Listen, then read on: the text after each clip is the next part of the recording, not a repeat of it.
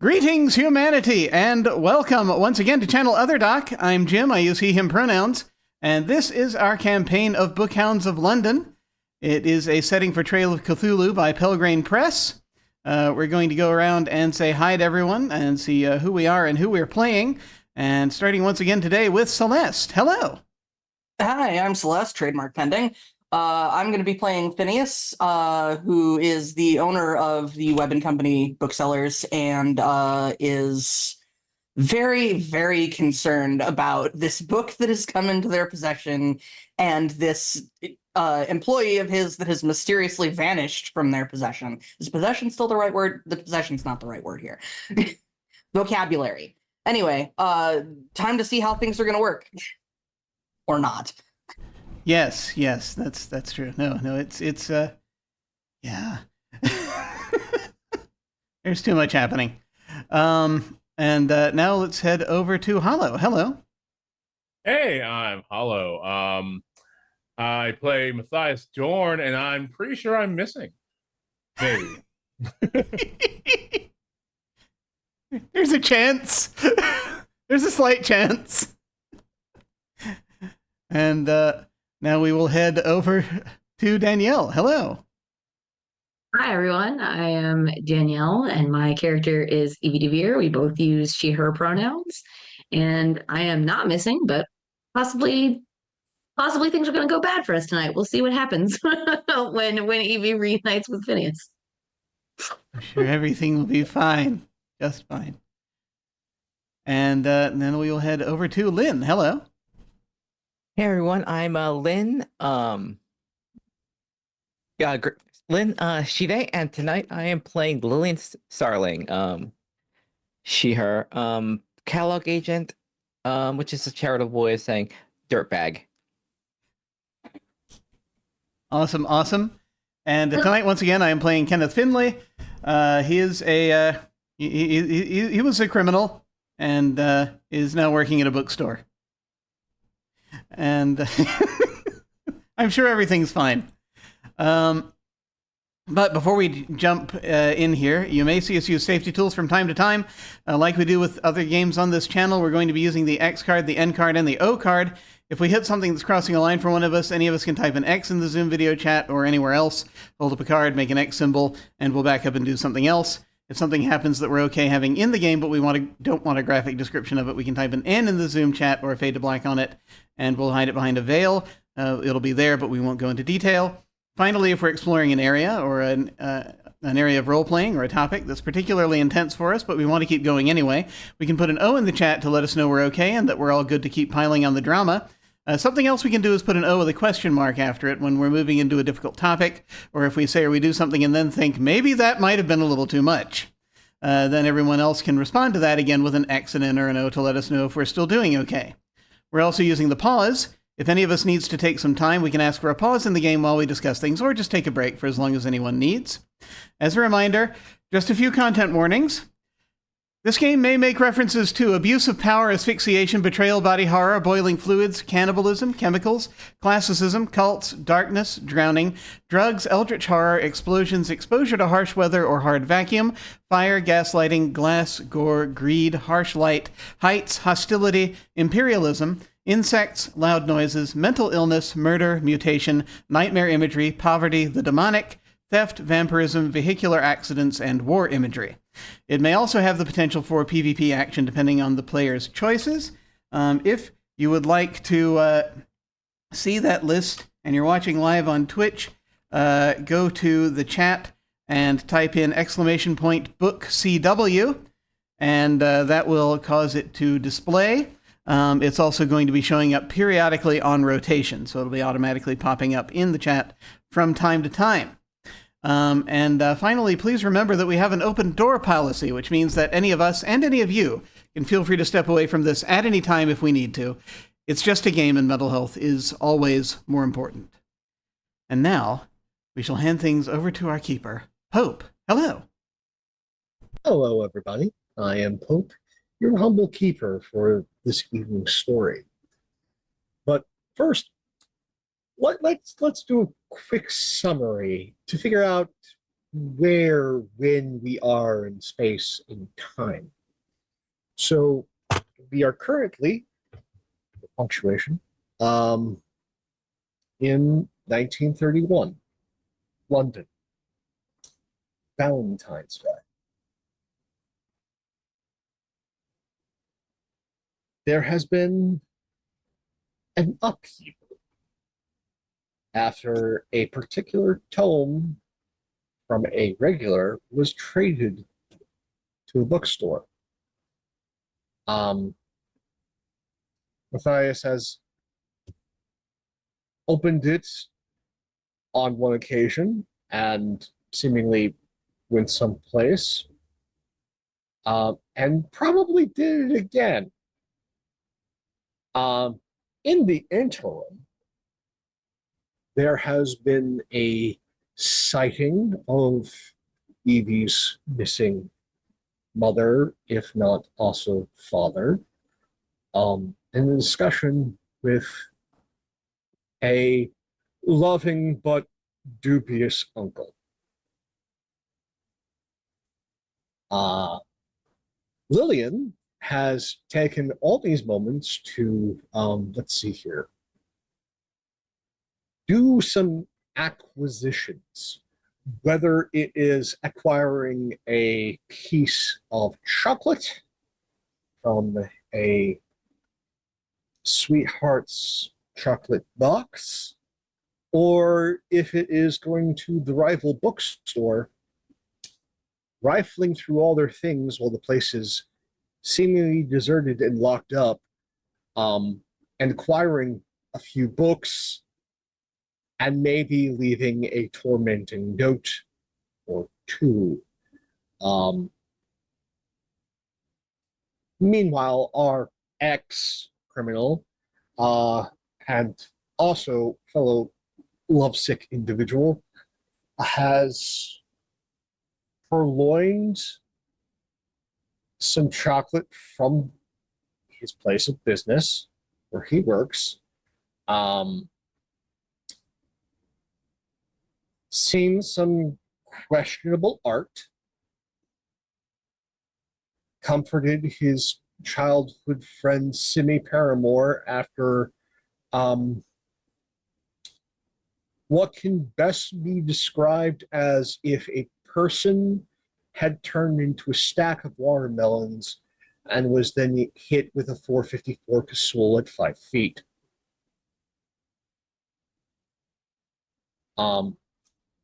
Turned a room a disgusting color, propagating a series of Scotland Yard's finest who show up on Fleet Street,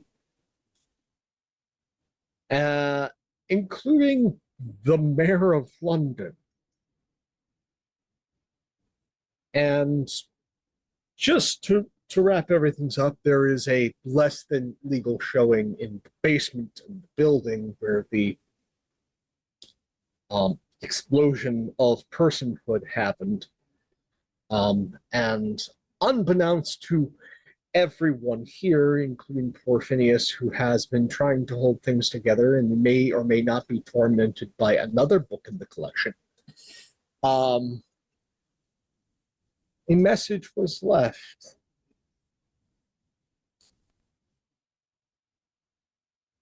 Done with my vacation in hell, I'm back. Sincerely, Jack. But that's not where we're starting.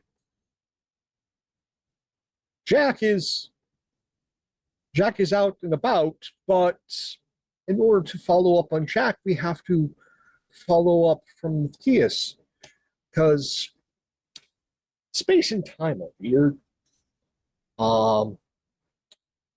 So, my good friend Hollow, What up? after all of the drama of the weather and whatnot with Evie, you were holding on to that unfortunate book.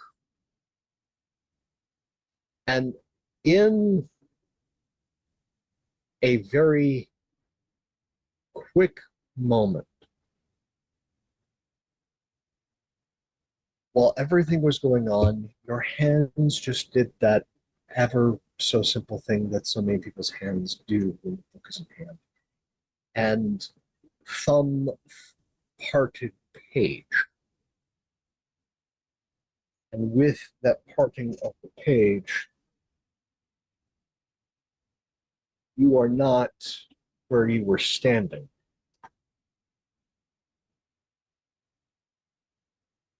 You find yourself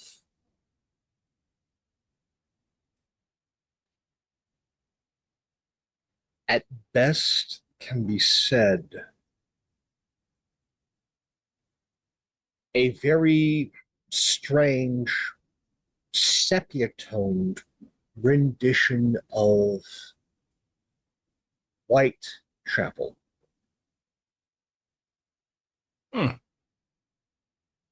From a number of years back.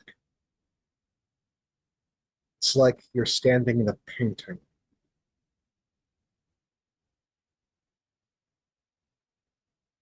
You see the goings on, but the smells are all. There's whiffs of oil, blood, iron.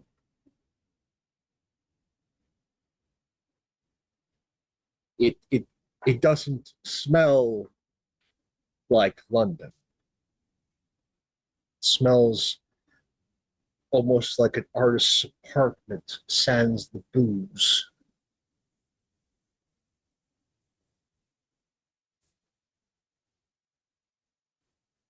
Where the good hell am I? And then you just hear this voice inside your own head.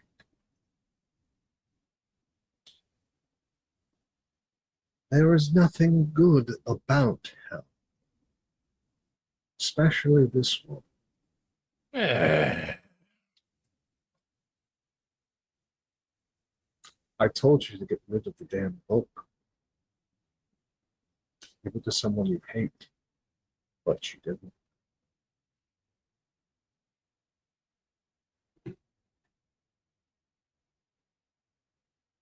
You know, if you're going to be in my head, you could at least pay rent. Oh, I'm not in your head. I am just displaced, like you are. Adjacent, but not in any particular world or hell.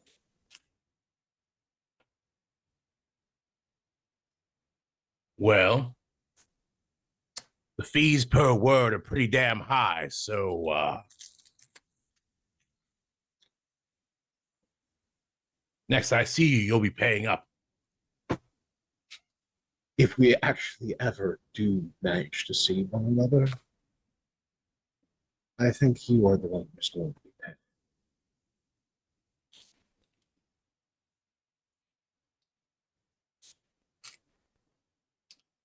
As this is all happening, my character will look around for something familiar. That's the thing. The more you look, the more it's like the images become more and more blurred. And then there's this strange, unnatural rain. But it's not water from heaven. It's far too sticky and coppery to water.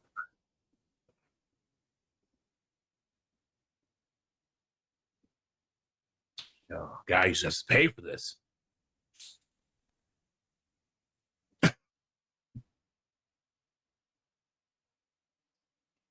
So, Matthias,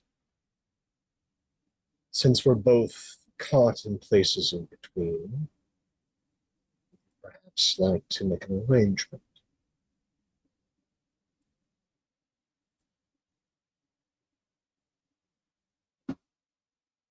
Say what you gotta say. I help you get out of your predicament, and you finally deliver the book to someone who will do what I needed to be done with it.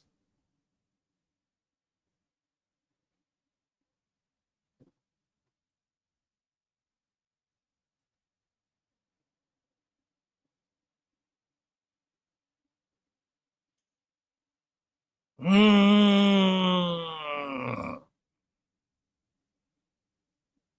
You know, fine, fine, fine, fine,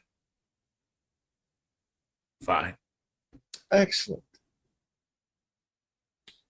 So, first thing, in order to get out of the puzzle, you must realize the puzzle you're in. You are in a very particular cage.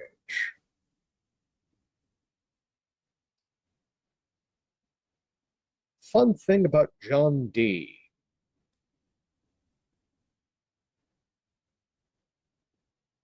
The bastard was human. Was. Until he didn't like the entire mortality thing.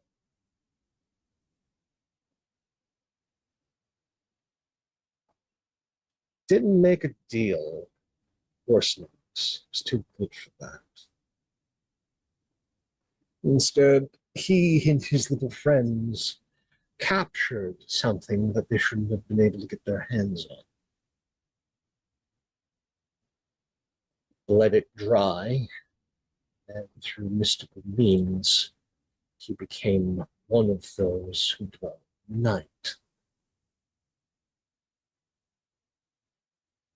And, well, London is still under some form of his protection, tender mercies, what have you.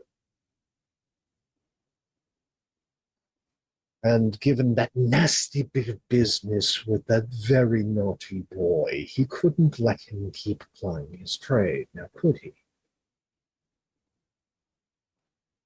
And so the old master had to come up with a prison for good old Jack. And because of certain poor timing and proximity, as well as a damn sore or two rattling against their cage, you find yourself in Jack's prison.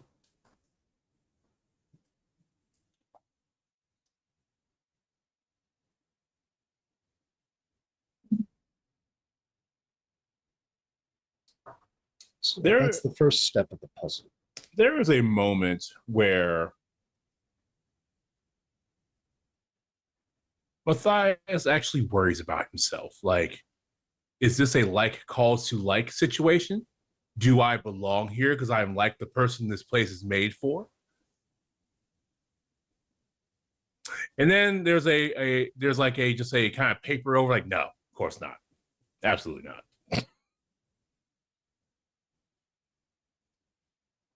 Don't get distracted with things like morals. It's going to keep you in here. If I got distracted by things by morals, I wouldn't have ended up here in the first place. Hell, my entire life would be different. Well, no sense dwelling on that. Anyway. The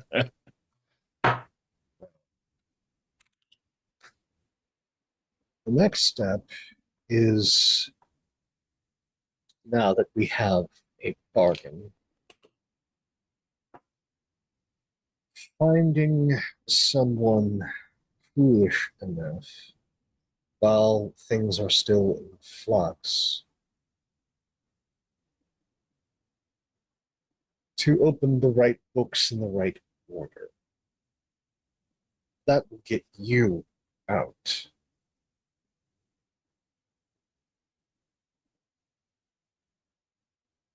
Oh, I'm damning somebody, so I guess you already have someone in mind, don't you? But no. Particular damnation I really do not care about. Right now, I just need to get my foot in the door, so to speak. Which means getting you out. But in order to get you out, things need to happen in a very specific order, and before the night is up, someone else needs to be put in the damn painting.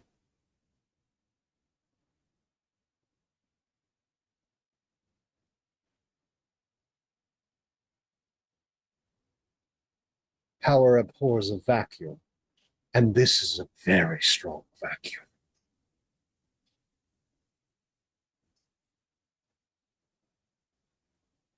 I sincerely doubt you'll be able to find Jack. He's probably already out gallivanting and painting the town red, as it were.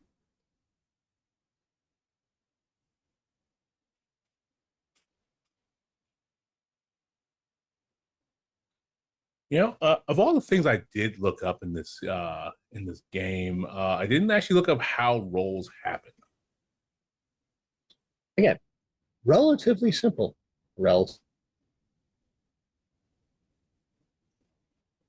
Always perilous. I love this system. It's just rolling a d6.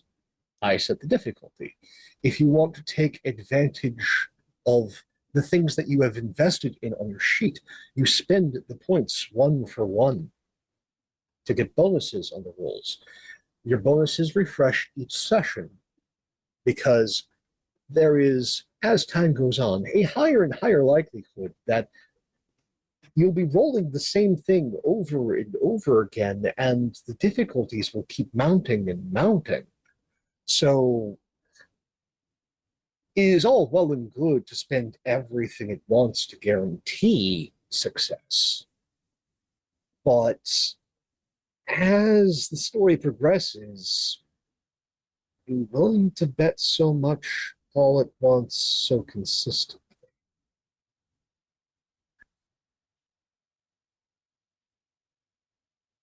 So I think that Matthias is like, he's thinking I could get out of here. I can get out of here, probably, with this asshole's help.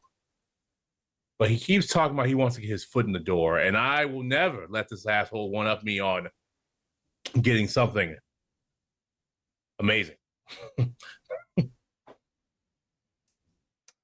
Yes, you all can scrunch your faces, but terrible things are amazing. Clearly, this character has a problem.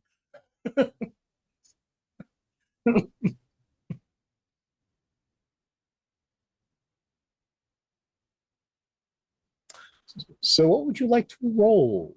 I think I would like to roll my very prodigious occult, Okay. Considering circumstances. And for this roll, are you searching for a way to screw over Mr. Botch? Or are you more interested in finding your own salvation?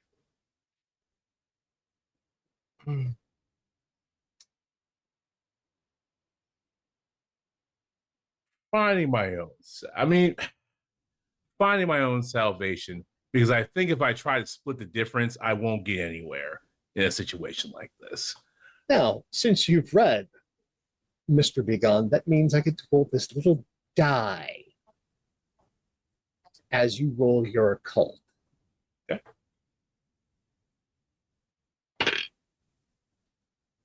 Boo-hoo. Go ahead and roll your die. Okay. That is a 4 on the die. Yeah. Okay. Did you spend any of your occult on this roll? I was going to spend 4 of it since I have Okay. a lot. That makes an 8.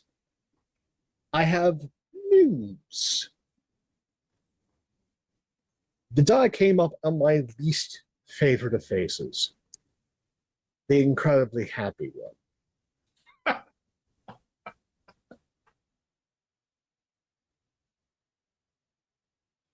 So, Mr. Botch is a very talkative sort. And you have learned a lot in this conversation. One, he most definitely has a hold on each and every individual that has read the book and not burned it. For one. For two, You've learned an awful lot about John Dee, who should most definitely be dead. I always knew that bastard had something up his sleeve. 3, you're in a painting.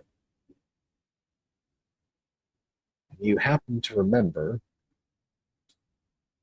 that one of your business associates made some rumblings about the establishment where his paramour worked and one of the paintings therein.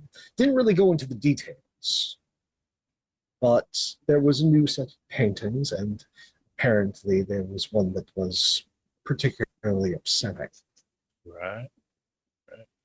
So you're not far.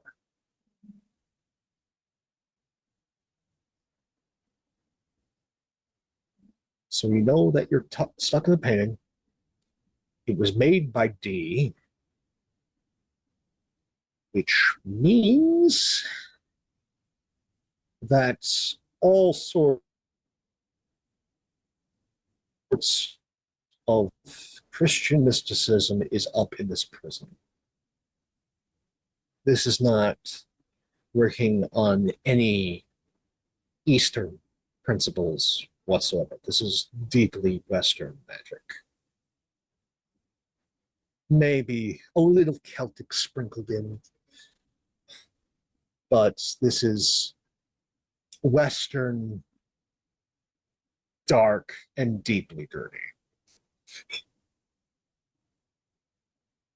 Which means, as always, either the ways to pry at the bars made of this is either to go even more sinful and depraved, or be very, very good. Well, I can't do one of those, so looks like the other.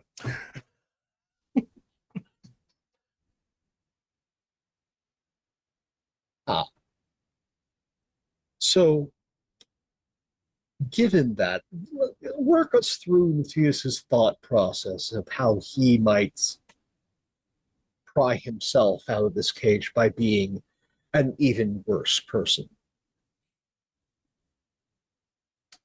Well, he first starts by discarding his thoughts of, worry about Jack and being anything like Jack, because he's nothing like Jack, because I'm clearly worse. Jack's he's going to take a very Gnostic mindset. Jack's ability to be awful is a fucking illusion. This painting's an illusion. The only thing real here is me, which means that anything else in this painting matters not.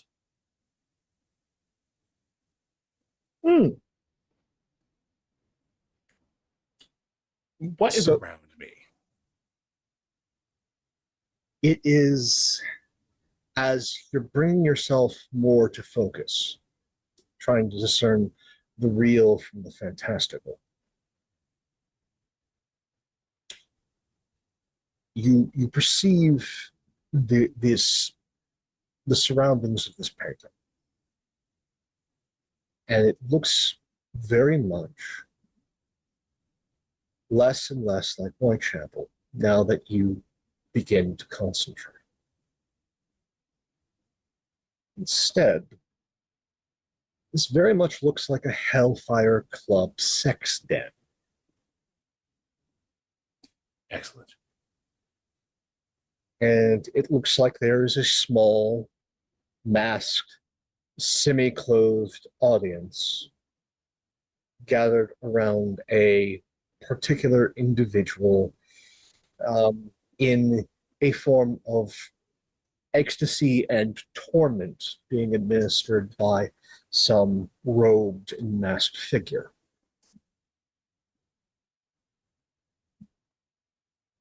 This is what you perceive. But also at the edge of your perception,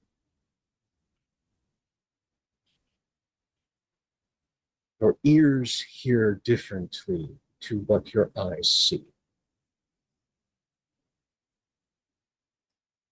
You can hear men's voices. It's almost like they're coming through from a copper tube.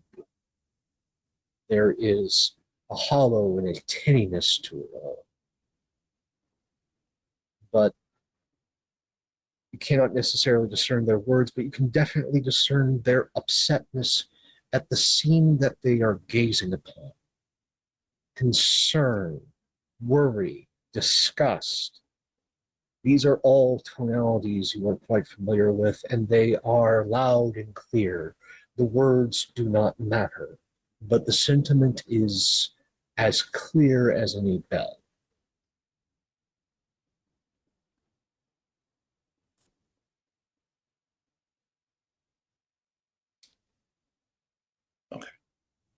So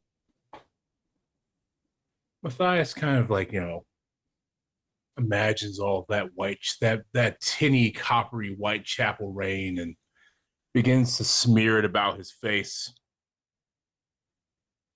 And he looks for a shillelagh, a poker, an implement. Oh, it is not but 6 steps from you.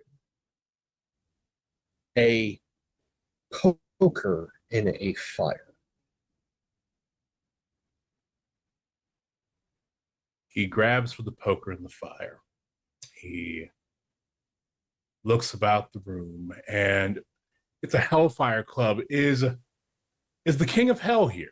Is the president of the club here to see, to oversee, to watch?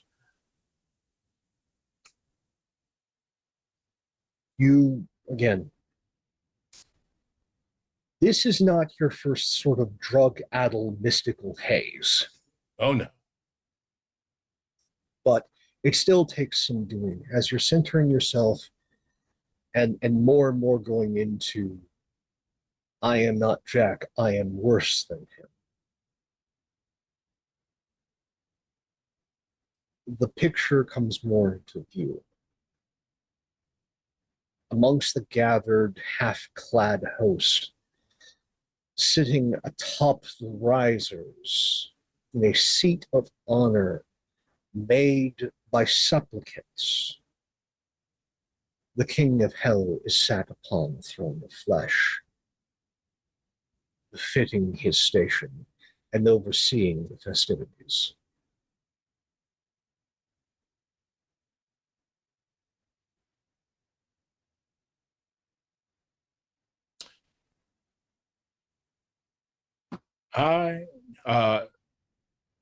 There's a moment where Matthias says, "There is no king of hell but me. There is no lord of lies but me. There is no one fitting to sit upon this throne but me." As he strides forward, casting about his clothes, and tries his damn best to lay one on the Hellfire Club president while also giving him this hot poker. I am going to give you a choice of things to roll. Sure. Now, the difficulties are all different. Choose at thy peril. Don't I always? So, you could roll weapons. You could roll occult. You could roll bargain.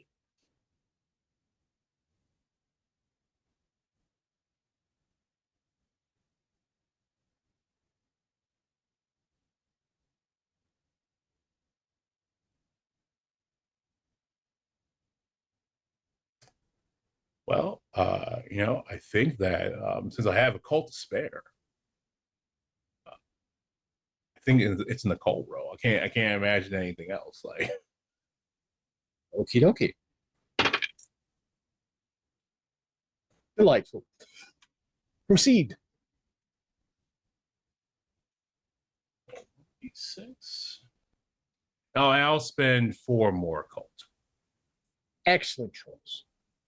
So that is a 3 on the die, which will give me a 7. 7. Okay. So,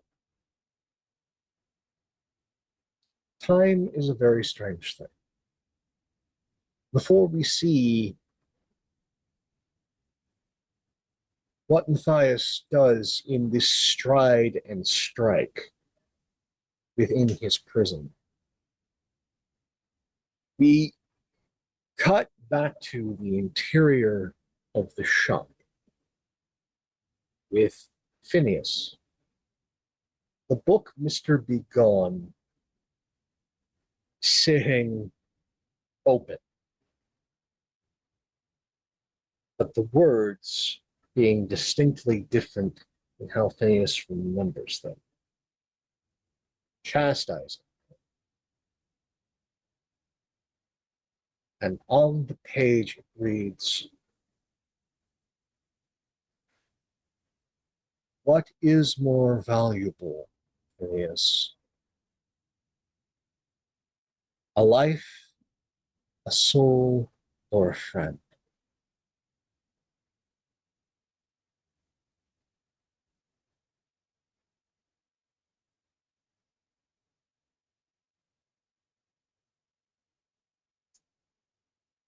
I'm wondering if the book is expecting an answer, because my instinct is not to answer, it's to close the book. Do you close the book? Yes. You close the book. Anyone who's on Fleet Street, now that again, this is London. London's not known for earthquakes. Oh dear. But a small one begins to happen. Oh Lord. As the entire shop shakes. Books cascade down off the shelves. Surprisingly enough, no glass gets broken. Displays shuffled, but not defiled by nature or unnature. Interestingly enough, a small chasm opens up in the middle of the street, swallows 2 of the police cars. And as one of them catches a light, your eyes are drawn to the floor, Phineas. And in the books themselves, violently arranged, it says, "Life, soul, or friend."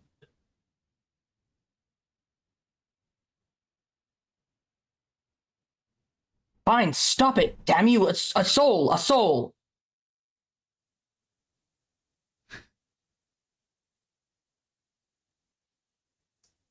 Fun. We cut away. Jesus.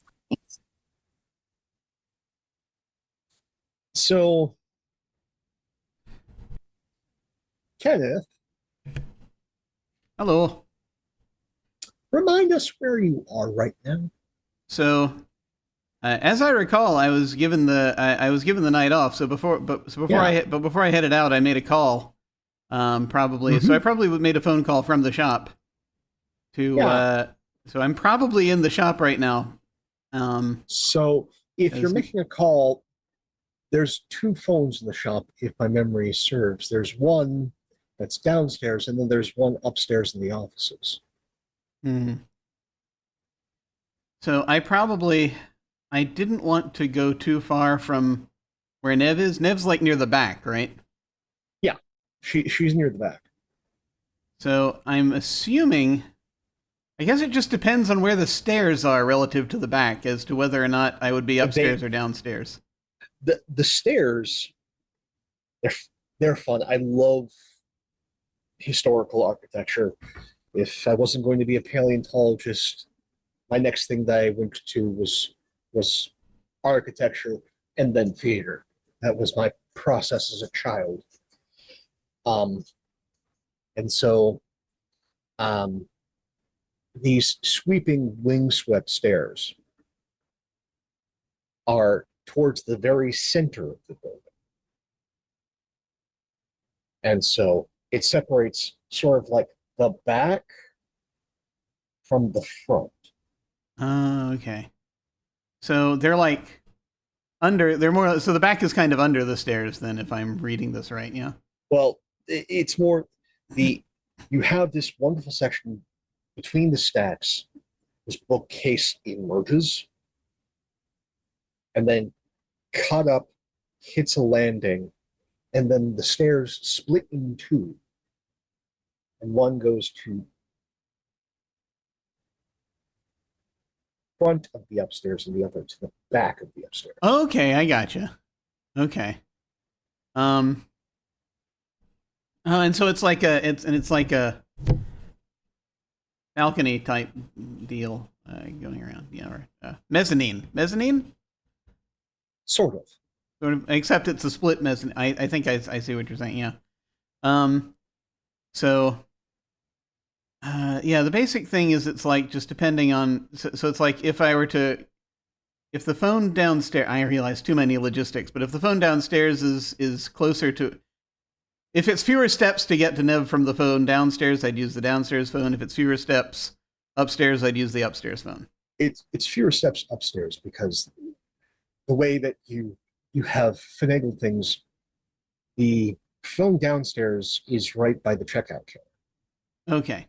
Yeah. The phone upstairs is right by the stairs. Oh, okay. Well, there we are then. So yeah, I probably would have used the upstairs phone then to do this. Oh, excellent. If you wouldn't mind, could you give me an athletics test, please? Sure. Should I feel as though this is important? It depends on how much you value dancing. Ooh, yeah, no, dancing is very important in this era.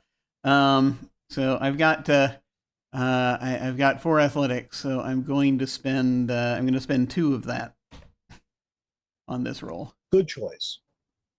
Okay.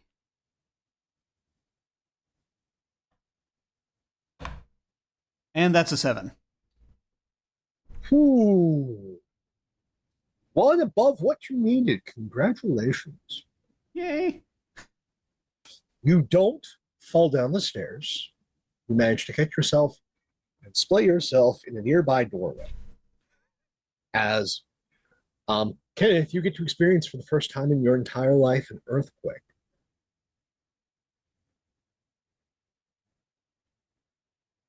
And so it just takes a moment. Is it still going on, or is it brief?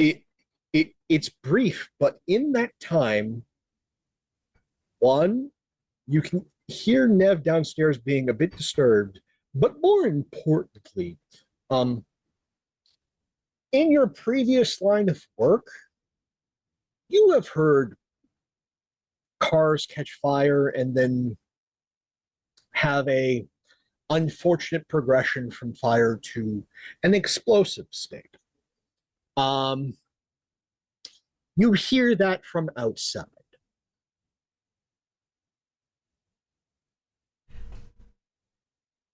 What the hell?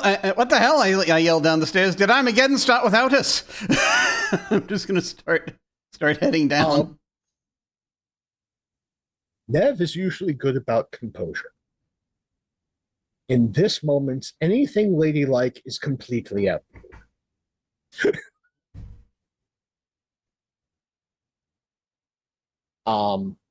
The curses are unique and so heavily accented, I dare not speak them aloud. I might summon something into my home. But after the dust settles, you manage to get downstairs to Nev, Um,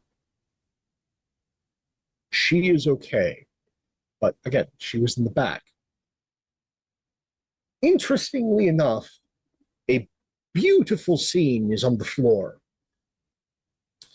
The tea was knocked loose from the cabinets. And it has arranged itself upon the floor somehow, some way, in the shape of a pentagram.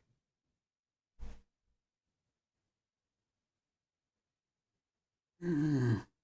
And now we catch back up with Matthias.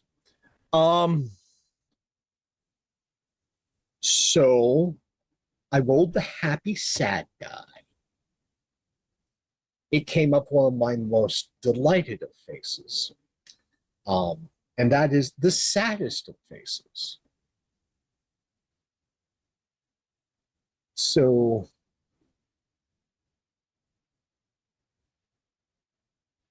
Matthias, friend,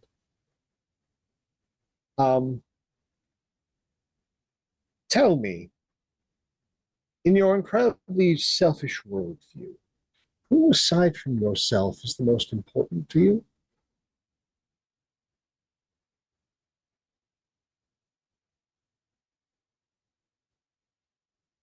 You're muted, friend. That is a really tough question.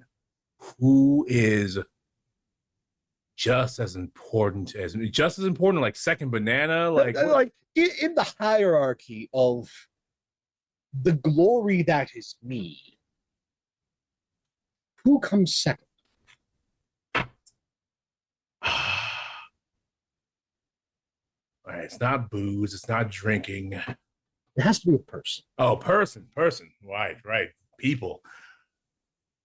Makes it harder to. It does make it hard. You know, I think it's my fellow occultist. Oh, you have a high opinion of Evie. I am so pleased. Yeah, I think it's my fellow occultist.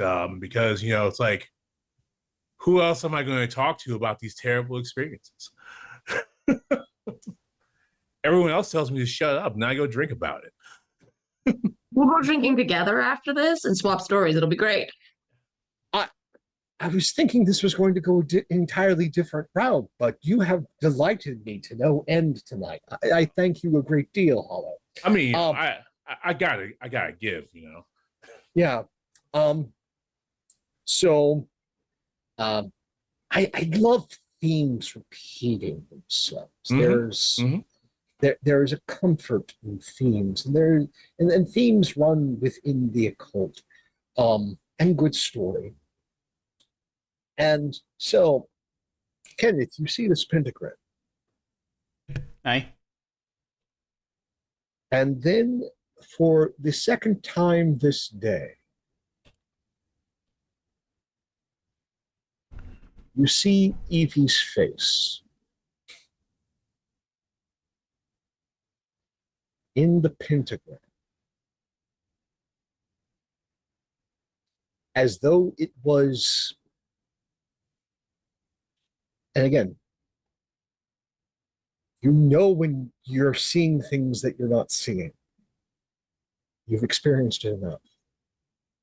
But within the tea leaves, within that pentagram, bubbling up from the floorboards, is Evie's face, weeping, all in very freshly spilled blood. Before it all goes away, the pentagram, the face, all. Oh, Badoon, what's she done this time? There is a series of screams and hollers from across the streets now that the explosion has died down. And I have news. As crawling from the fiery chasm, still well dressed, lightly singed, is Matthias. Ah.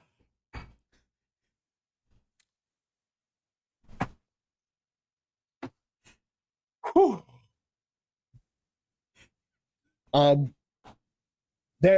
There are Shit. officers of the law scrambling. It seems as though a number of individuals were in the vehicles that fell in, exploded, etc. They are not paying you any mind, Matthias. They are scrambling to get rope, to get aid to their fellow officers as you just casually claw your way out of somewhere and back to here. I look at the officers and say, always a bridesmaid, never a bride.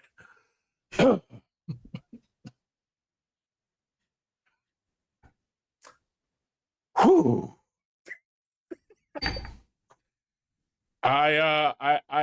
Before I pat out my jacket, I light my cigar. Fair.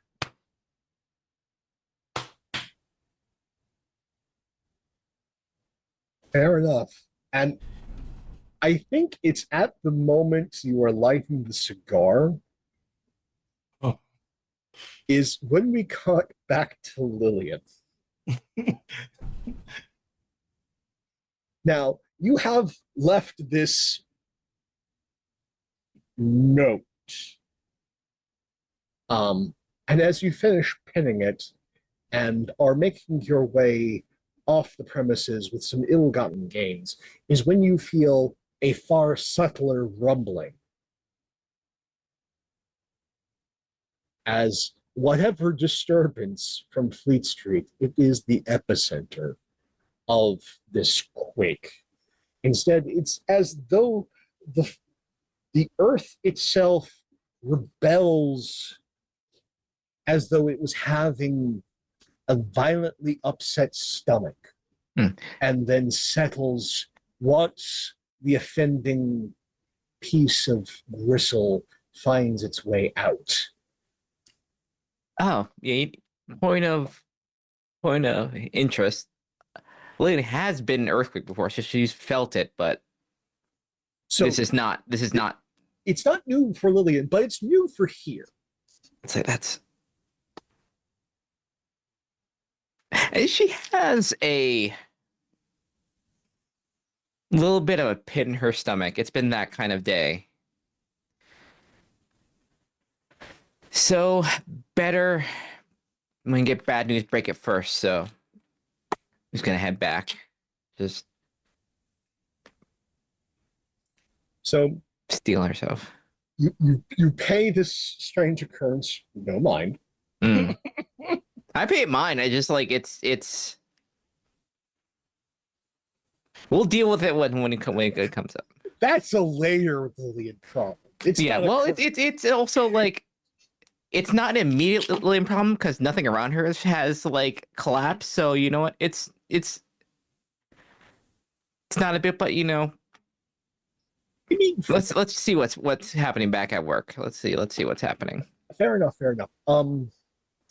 Now let's cut to Edie. So you have finished your meeting with your uncle. Mm-hmm.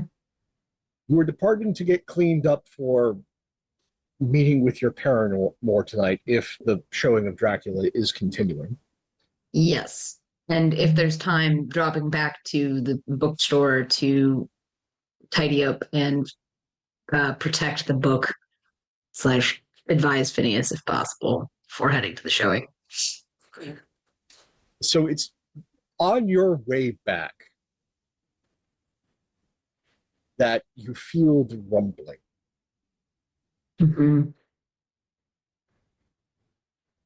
And as if, have you ever heard like a marching band practice from far away? Where it feels like the notes themselves are carried along the wind. Mm-hmm. It is upon the wind You do not hear explosions like the rest of folks do, or the screams of civilians, people caught unawares, or the cracking of glass. Oh, oh, Mr. Veer. Instead, you were caught with a cold blast of wind, and now a familiar sound of droning. Just on the edge of hearing, on that cold wind, you can hear the turning of gears and the sounds of a music box faintly, slowly playing Twinkle, Twinkle, Little Star.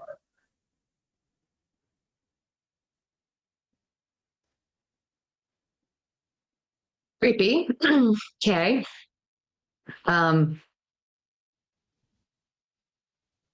Given the conversation that she just had with Uncle Jean-Pierre, that does not bode well.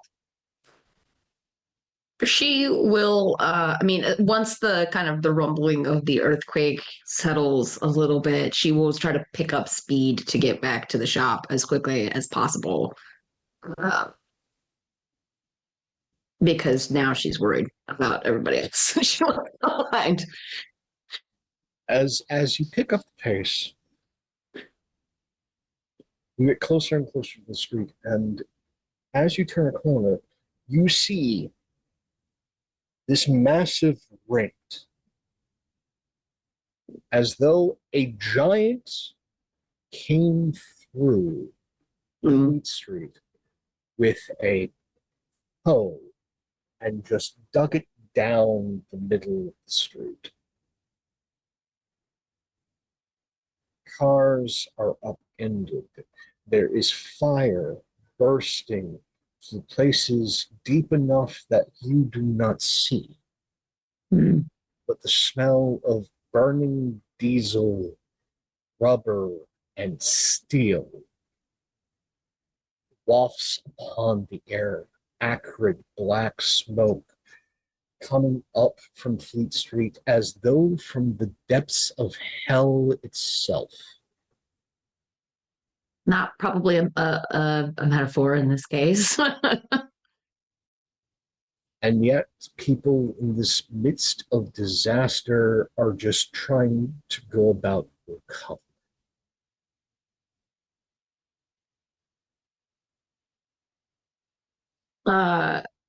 Do I see Matthias crawling off him? In the distance, there is a Matthias-like figure that has just lit a cigar off of his own flaming jacket. That is perfect. 10 out of 10. If Evie does see Matthias like crawling out of one of these benches or vents, whatever they are, she will go over to lend a hand and like help get him out.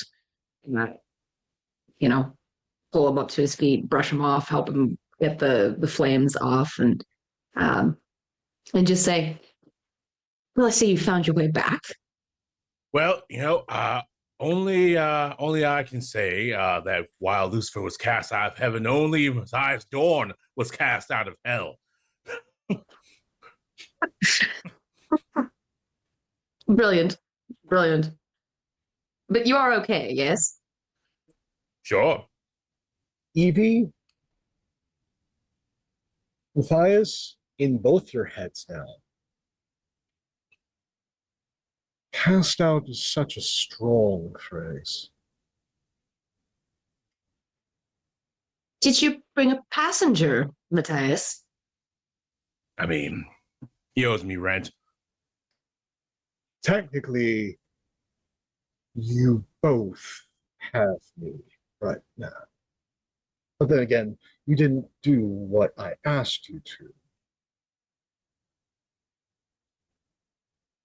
And well, instead of taking a scenic route, Matthias decided to force the issue of his misplacement.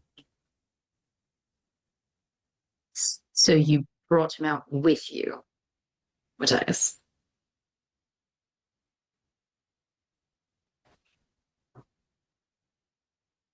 I suppose I did. I suppose I did.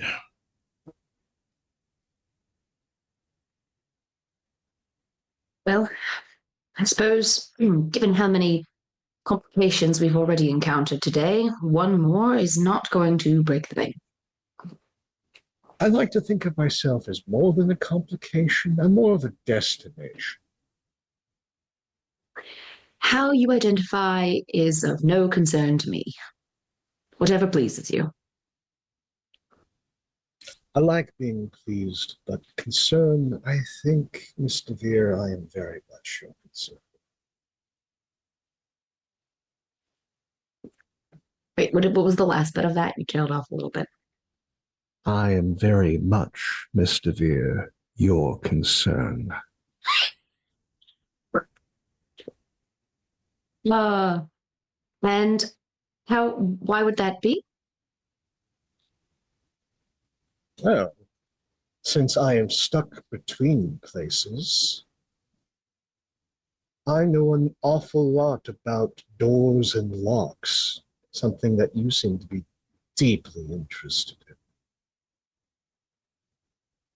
Ah. So you caught some of that earlier today, then? Hard not to, given how many doors were flung open. From my perspective, it was at most one, maybe two. How many was it from your perspective? Well, I've got a toe in one. There's, of course, your mother's cry for help. The other thing that wants out. And the escapee. I'm sorry, the other thing that wants out? Well, if I actually called them a thing, technically, I'd probably be in more trouble. More of the will of an entity wants out. That is somehow vaguer than what you said the first time. Well, considering that it seems like no one's getting what they want today, except for a very, very naughty boy. Vagary seems absolutely fine for me. Well, somebody is very good at getting what he wants. Mm. So, on top of concern, you're also a child. Noted. Well, I do like to think of myself as still young, dashing, and full of hope.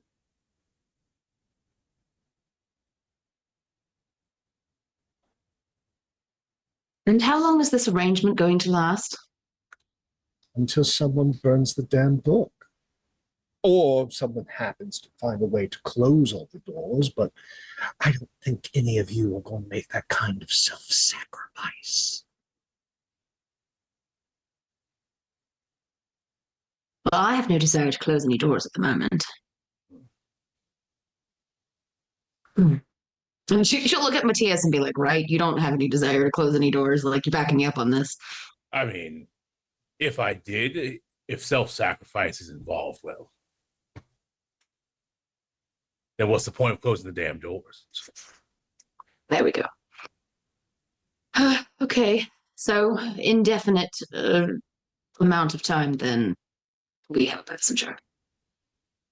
I like to think of myself as color commentary to your life. Hmm. If I wanted Voltaire and John Dee's love child in my head, Gonna go with the narrator from the Stanley Parable. Oh, would you look at that? Tut, tut. Looks like rain. As Lillian begins to walk up. So I see all is well here. For certain definitions of well, I suppose. I mean, no one's dead and Matthias is back. Oh, you're back. I look around for a corpse in the trench because like did I get away without like cracking an entire street and not killing someone? Because that would be. You look over into the flaming pit, There we go. and you can see the horror of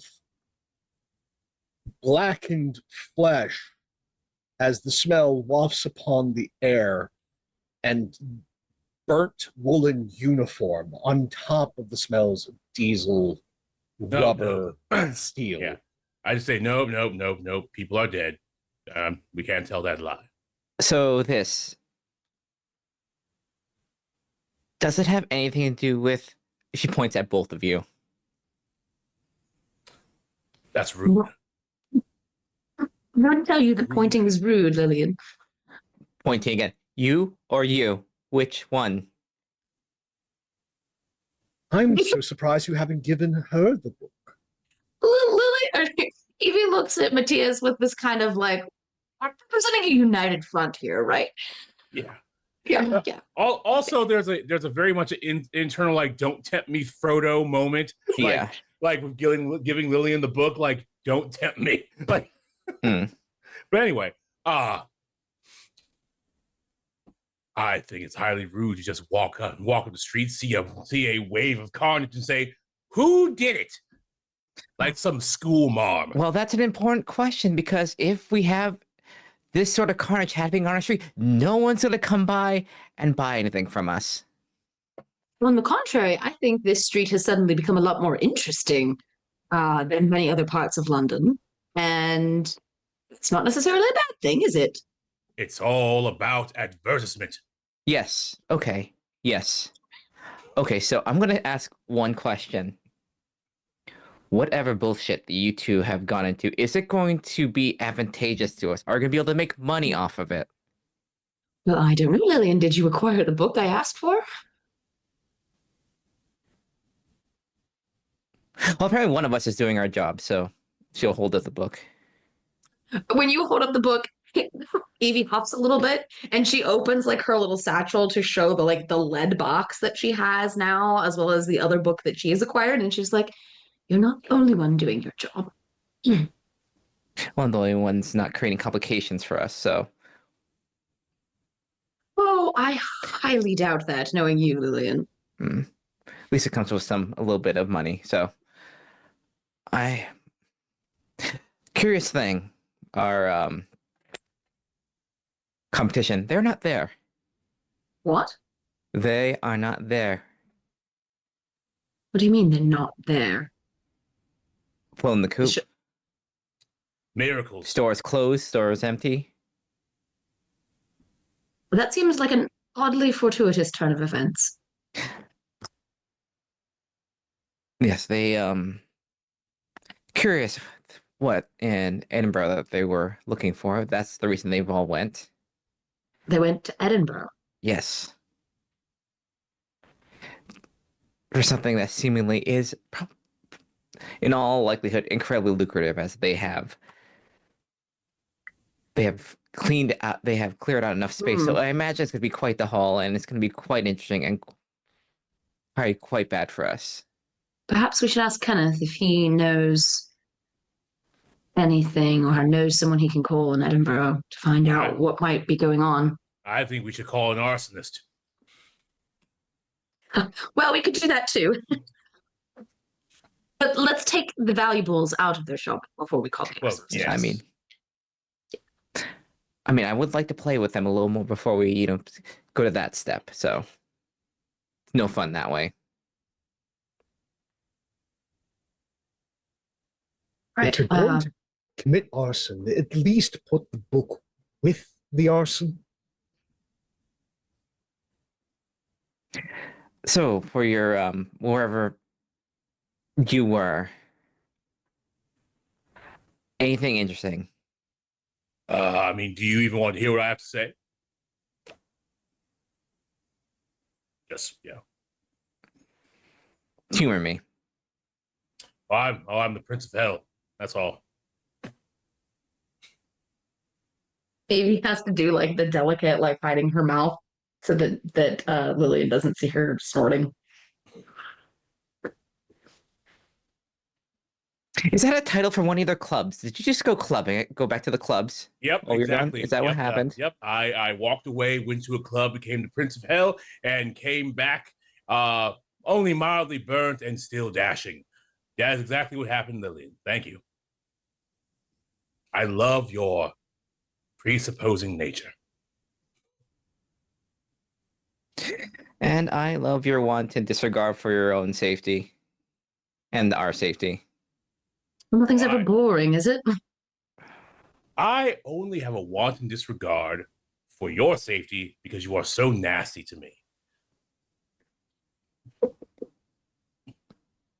Oh, I hurt the feelings of the Prince of Hell, have I?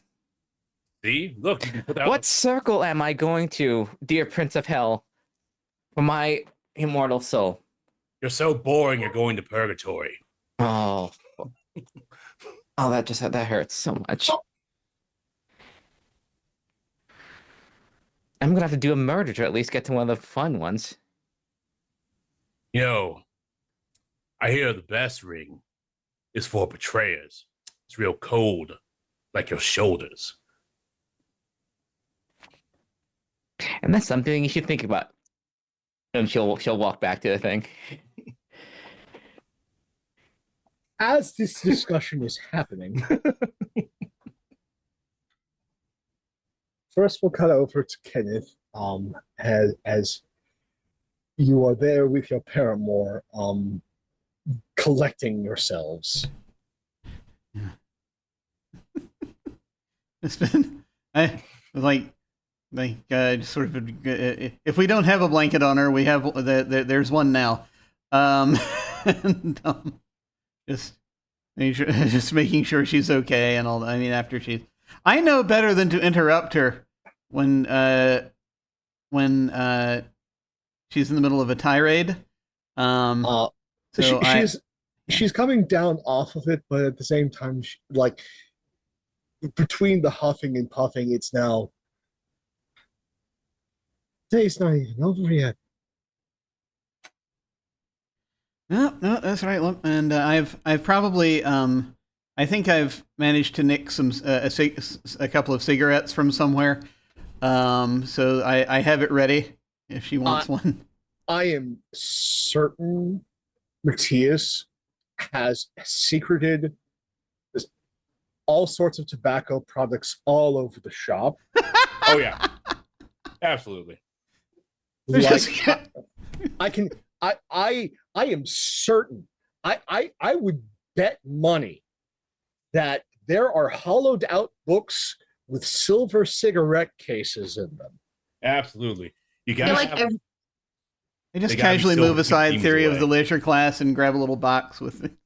I was gonna say, I feel like every time we think we found all of Matthias's stashes, then we find another one. Like they just keep multiplying. And two things remain true. The cigarettes keep getting better, and so do the cigarette cases.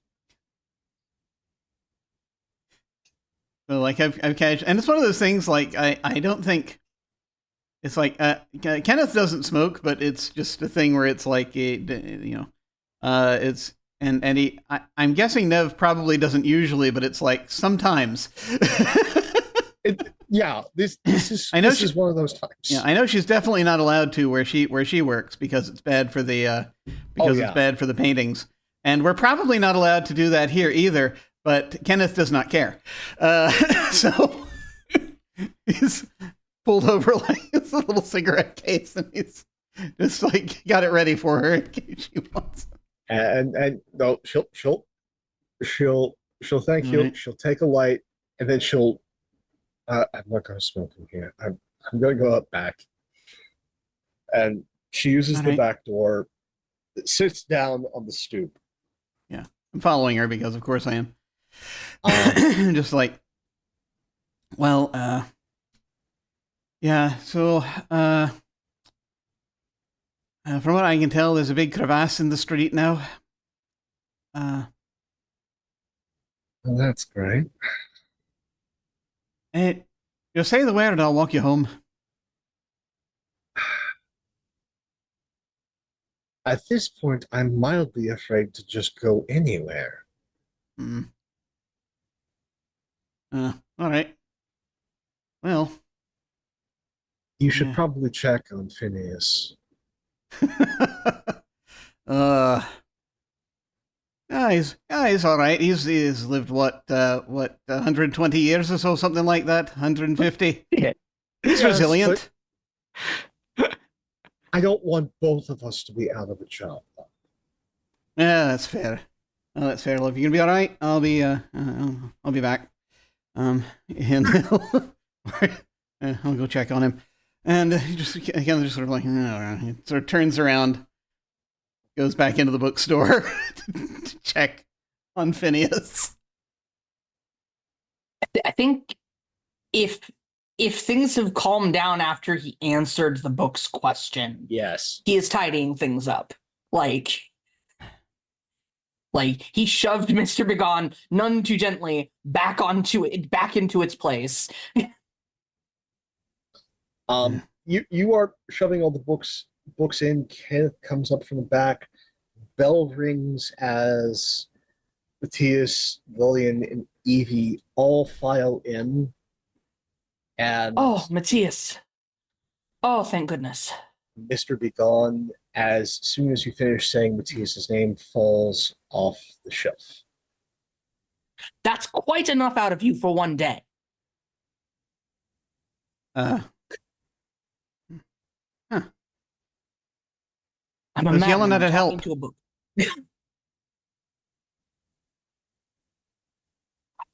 Shove it back on the shelf. Like hold it there. I kind of wave at Matthias and the others, just kind of like. Oh, no one's dead here. I'm surprised. Considering what's happening out there. Lillian's busy accusing myself and Matthias of terrible things. Am I wrong, though? In this particular circumstance,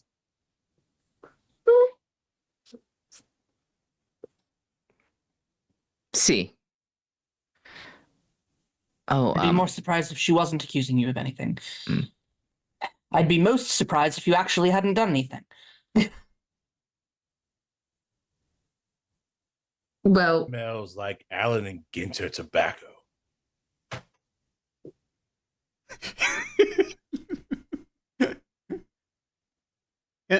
Kenneth says, does that thing where he says nothing, which is. Oh, Kenneth, if you want a little bit of fun, our friends at the other bookstore, their place is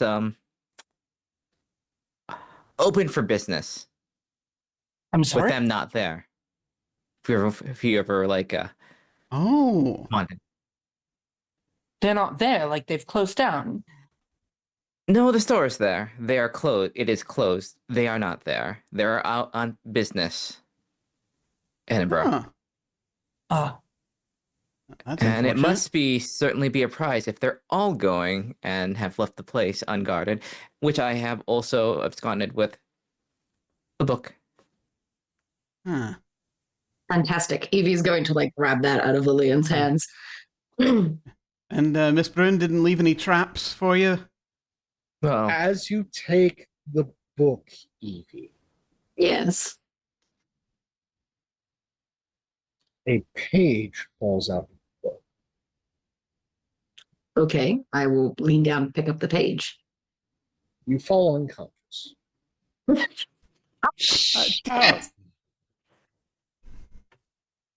Just, but she falls unconscious when she picks up the page, not the page, book. not the Yeah, book. okay. Yeah, uh-huh. Awesome. Baby just passes out on the floor. I didn't do that.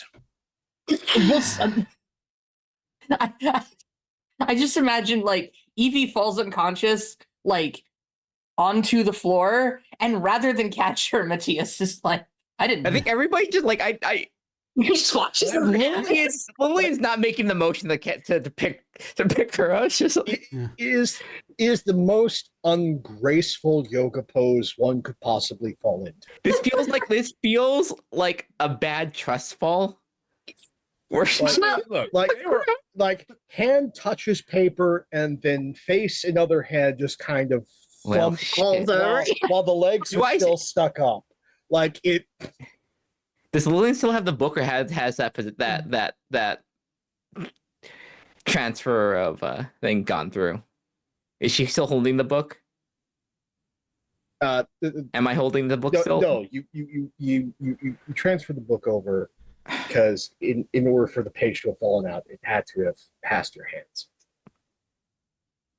So there is like Evie, like almost like this sort of lopsided triangle on the floor.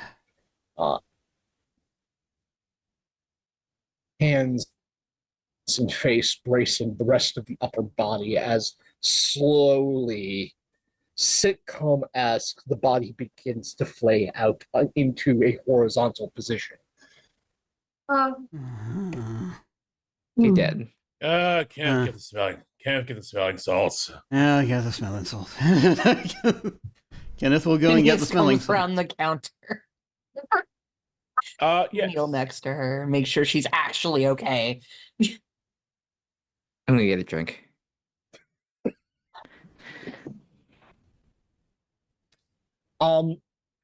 Kenneth, as you bring the smelling salts, Danielle, could you describe for me Evie's paramour? Yes. So Evie's paramour is a young woman of roughly the same age as her, so like mid-20s. Her name is Grace, and she has that like very classic late 20s, early 30s like beauty style. The short cropped hair, very slim, svelte kind of figure.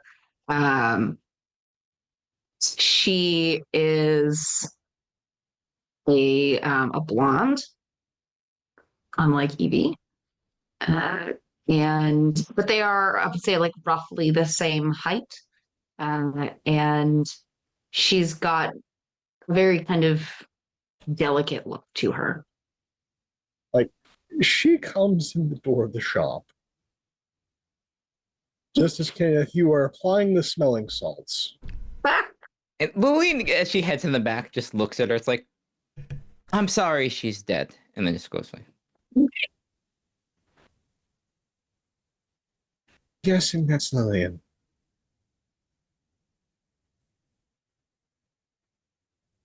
She's not dead. She's clearly still breathing, though.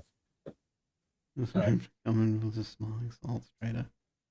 If You've got the Evie's- good ones. yeah. Like after you crack him, like Evie, you are right back to consciousness. Like sitting back up in kind of like a weird, awkward position.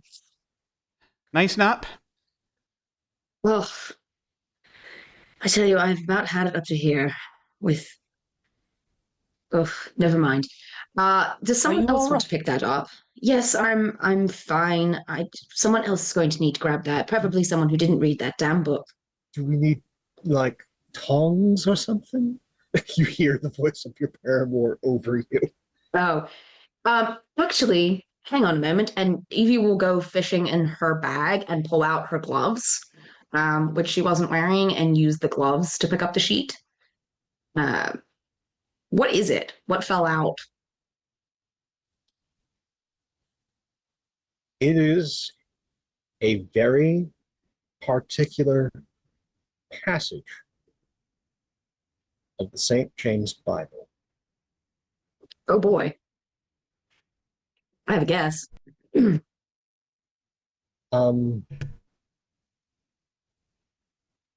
Of course, as most terrible omens are from one of two books of the Bible, it's either the Revelation of John, of course, Mm-hmm. or for the more interpretive, It is Plagues of Egypt, Nice. which is what is this page? Nice. Well, that was unexpected. She'll like slide it back into the cover of the book. It's nothing. It's just a sheet from an original King James Bible. I know books have a strong response to people, but I have never made you do that, and I'm kind of jealous. Evie will look at Grace. She's not embarrassed, but she'll just go, "Language, darling. We're in company."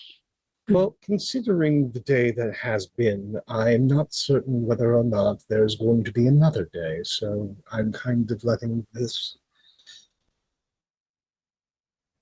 Oh, I'm quite sure there will be at least Grace one slip more day. past her. In fact, hang on one moment, and Evie will go find the chocolates and the tickets that she left here, and bring them back out and say, "I got you something. Happy Valentine's Day, love." Valentine's Day. I was just making sure that there was still going to be a Valentine's Day, given the rain and then the explosions. You know I would never forget, and that I would do everything I can to ensure that there's a Valentine's Day, she says, having very much forgotten this morning. Well, I'm just glad that you are in one piece, given the new landscaping outside. Yes, we had nothing to do with that.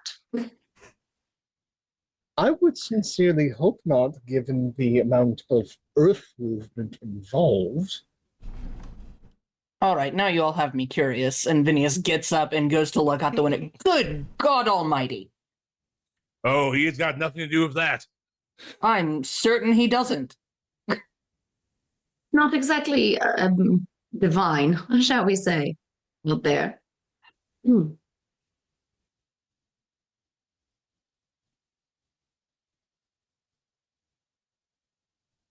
Are you going to be free soon, or? I need just a moment more. I've got to take care of something for Mr. Webb first, and then we can be on our way. All right. I'm going to take the long way across the street over to the pie shop. Yes, be careful. I'll meet you over there in about an hour. Yes. Sorry not to believe in God. Why would he let me wake up every morning if he was real?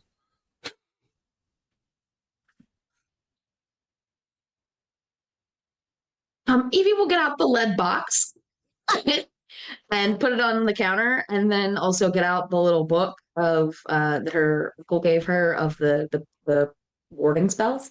Say, "So where would you like me to create a holding space for this book? Basement?" Basement. Yes, basement sounds. You've got it.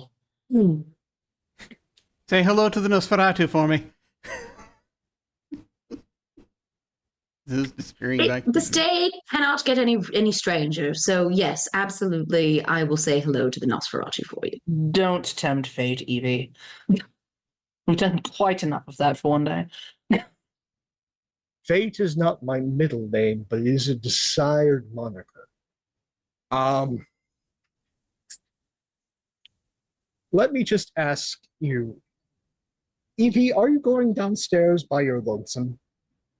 I mean, yeah, I was gonna, unless someone wants to come with, but she was just gonna go downstairs and start setting up. Lovely. Let's go with that. It feels like there's not enough danger to follow you downstairs, honestly. Like, Listen, when the GM asks you, "Are you going by yourself?" and you're like, Oh, I mean, it's downstairs. Yeah. I don't know. now I'm not sure I should, but I mean, in character, yeah.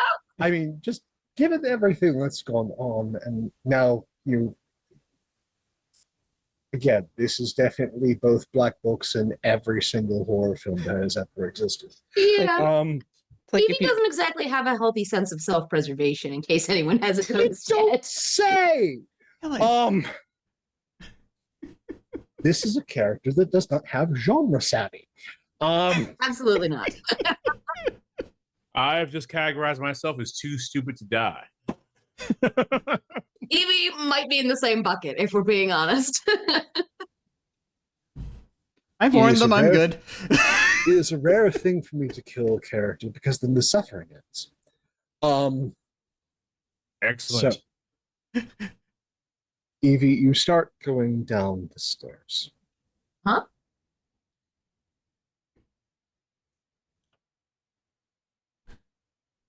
And you've noticed that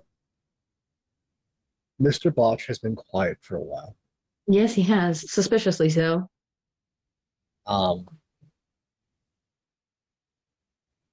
Just before you get to the bottom step, he chimes in, I do that if I were you. Hmm. She pauses with like just about like her foot in the air. And she's like, "You're going to have to give me slightly more than that." Take a closer look at the room. She will take a look at the room. In all the hubbub, there's an interesting thing that has happened to this space.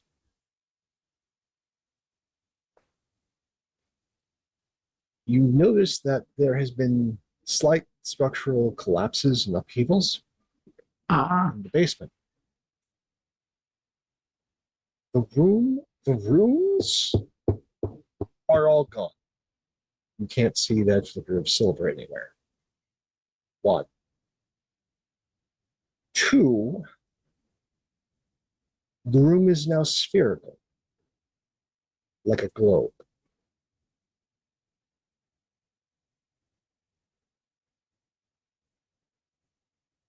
Hmm. Interesting. Like the whole, like it's not, there's not a flat floor anymore. Like it's a straight up globe. Oh. Hmm. Well. You see the meat lockers sort of sliding topsy-turvy. Like the space is unique now, more unique than it was previous. Yeah, I think Evie, looking at it and realizing, he goes,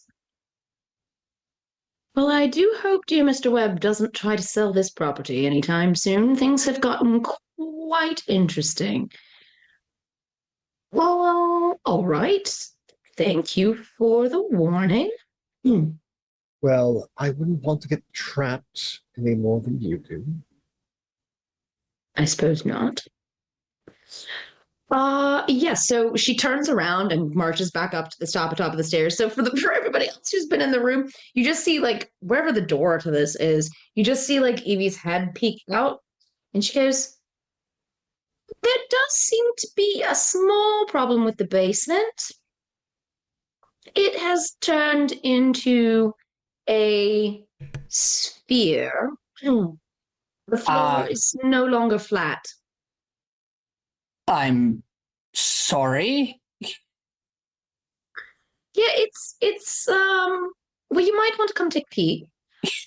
But not step in it, because I don't think we want anyone else mysteriously vanishing today. Phineas comes over to the stairs. How?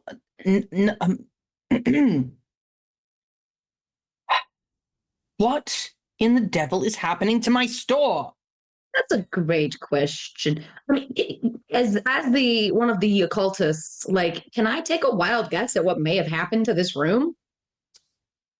If you would like to give me a roll, Yeah, sure. Why not? delightful. I assume occult would be appropriate here.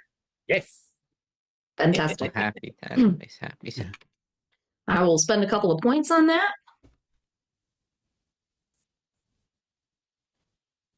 7, because that appears to be the magic number tonight. It does, doesn't it? Mhm. So I have news. I'm shocked. So The ward tried its best to ward. Good, you gave it your own try. The thing is, you are faintly familiar with the story. Story of a old sorcerer, I want to say 13th century, that futzed around with time. And the only place he ever remained safe from the things that did not like him futzing with time was a purely spherical room. Got it. So as Evie is looking at this with Phineas, she'll be like, well, there's good news and bad news. Which news would you like first? Just the news. Right. Well, the bad news is I think we have a breach. All the wards around the shop are perhaps not functioning as they were prior to the events of today. The good news is, should we ever need shelter from creatures attracted by inappropriate use of time travel, well, we have a safe room for that now. That has no right angles. Lovely. Just lovely. The normal, not bad or good news, I suppose, is that I probably can't stash the book in here anymore. So, upstairs? Upstairs it is. Right. I train my neck around looking for what might be the Nosferatu for a few moments. There's a whole lot been redecorating in there. It's too dark downstairs, but for the audience, there is a moment within the shadow. If I was doing this as a practical effect, I would have Doug Jones with a Vanta black glove on, like creaking the hand into one of the meat lockers. Nice. And we see Evie now headed upstairs. And just as you get upstairs, Evie, there's this beautiful crane shot well, first a dolly shot. Dolly moves along to that same window where you saw your mother out of. And then it pans down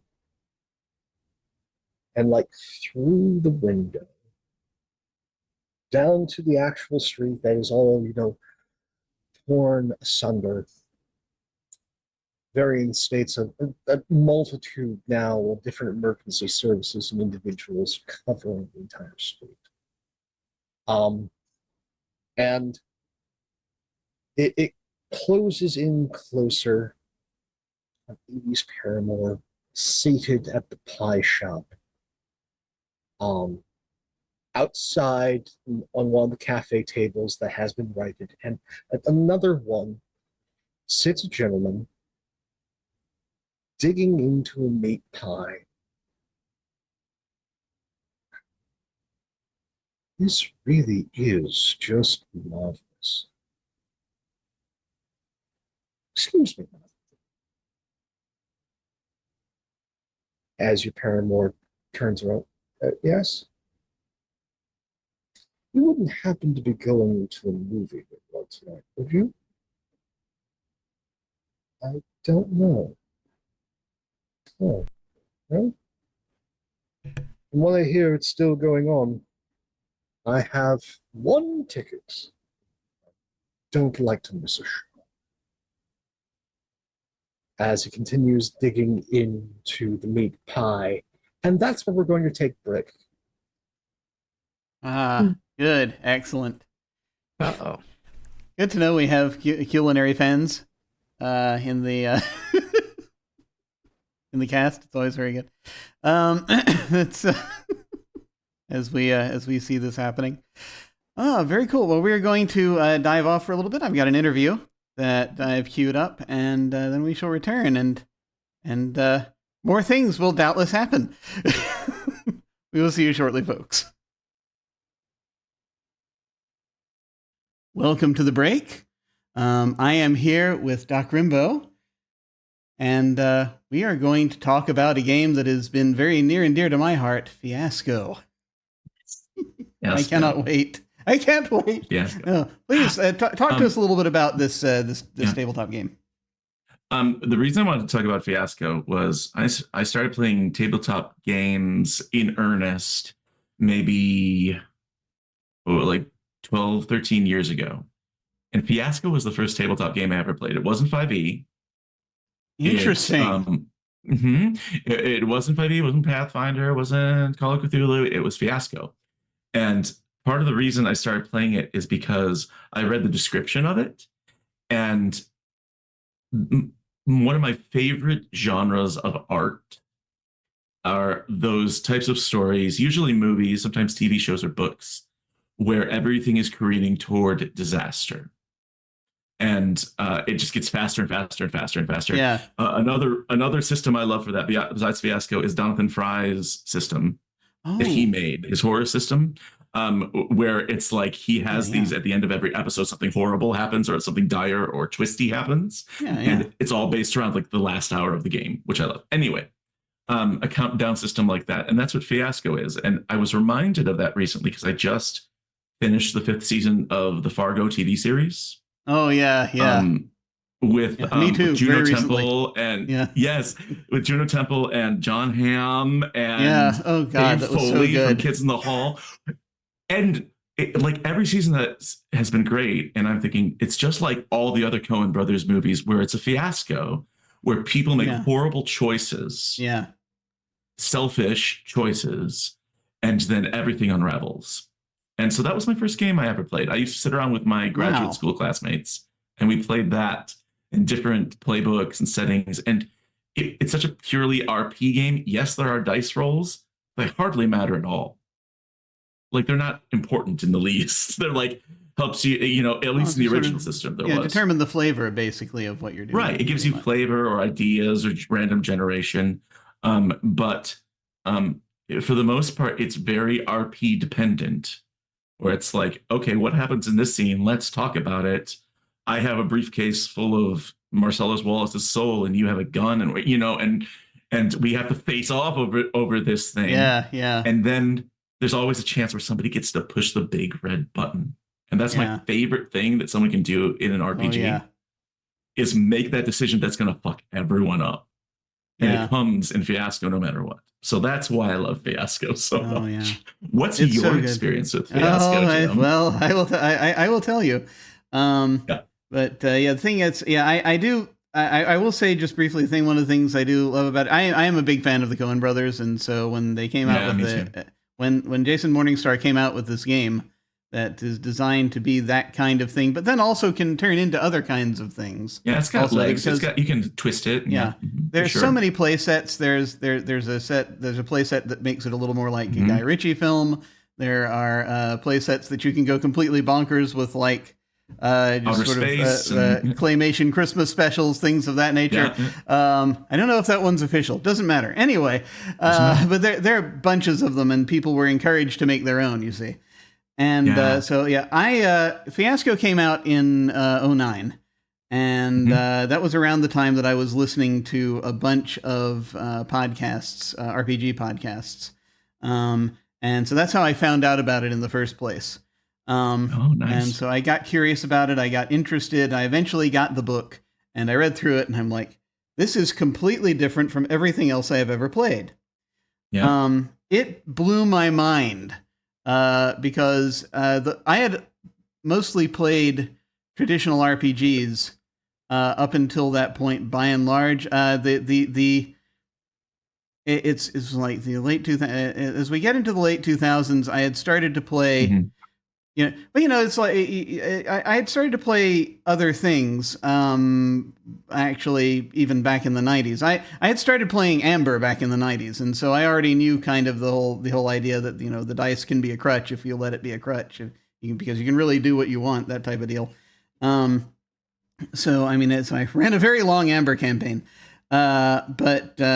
So there was I had an understanding and appreciation for the idea that you could do different things with RPGs besides just your bog standard sword and D&D, board. or and then Kill the into monster. like Call of Cthulhu, a World of Darkness. World of Darkness started shifting things a little bit, but for a very long time I held in a pattern where I thought, okay, like the furthest you can go is to have just these different sort of ideas of what's happening, but I didn't really get into GM-less RPGs until Fiasco. I think that was probably the first GM-less RPG that I played. And it was kind of amazing to me how well it worked. Even like the first one that I facilitated, the first time I played it was I was facilitating because no one else at the table had played it. And it was one of the 4 core play sets that come in the first edition book. Which is which is the one that a lot of folks start off with, which is the one that takes place in McMurdo Station, Antarctica. Yep, I remember that one. Yeah. But just going through basically it, The Thing by John Carpenter, but as a fiasco. Easily can be. For some reason, with us, The Thing ended up being penguins. We're not sure, but it was a thing where we're like, even though it got clunky at a few points with us because this was the first time any of us had done anything like that. Yeah, but it was just spectacular. And it only got better since then. And for a while, my mission in life was to play Fiasco as often as possible. I played it at a convention with Jason Morningstar. Jim. Yeah, we do call it that.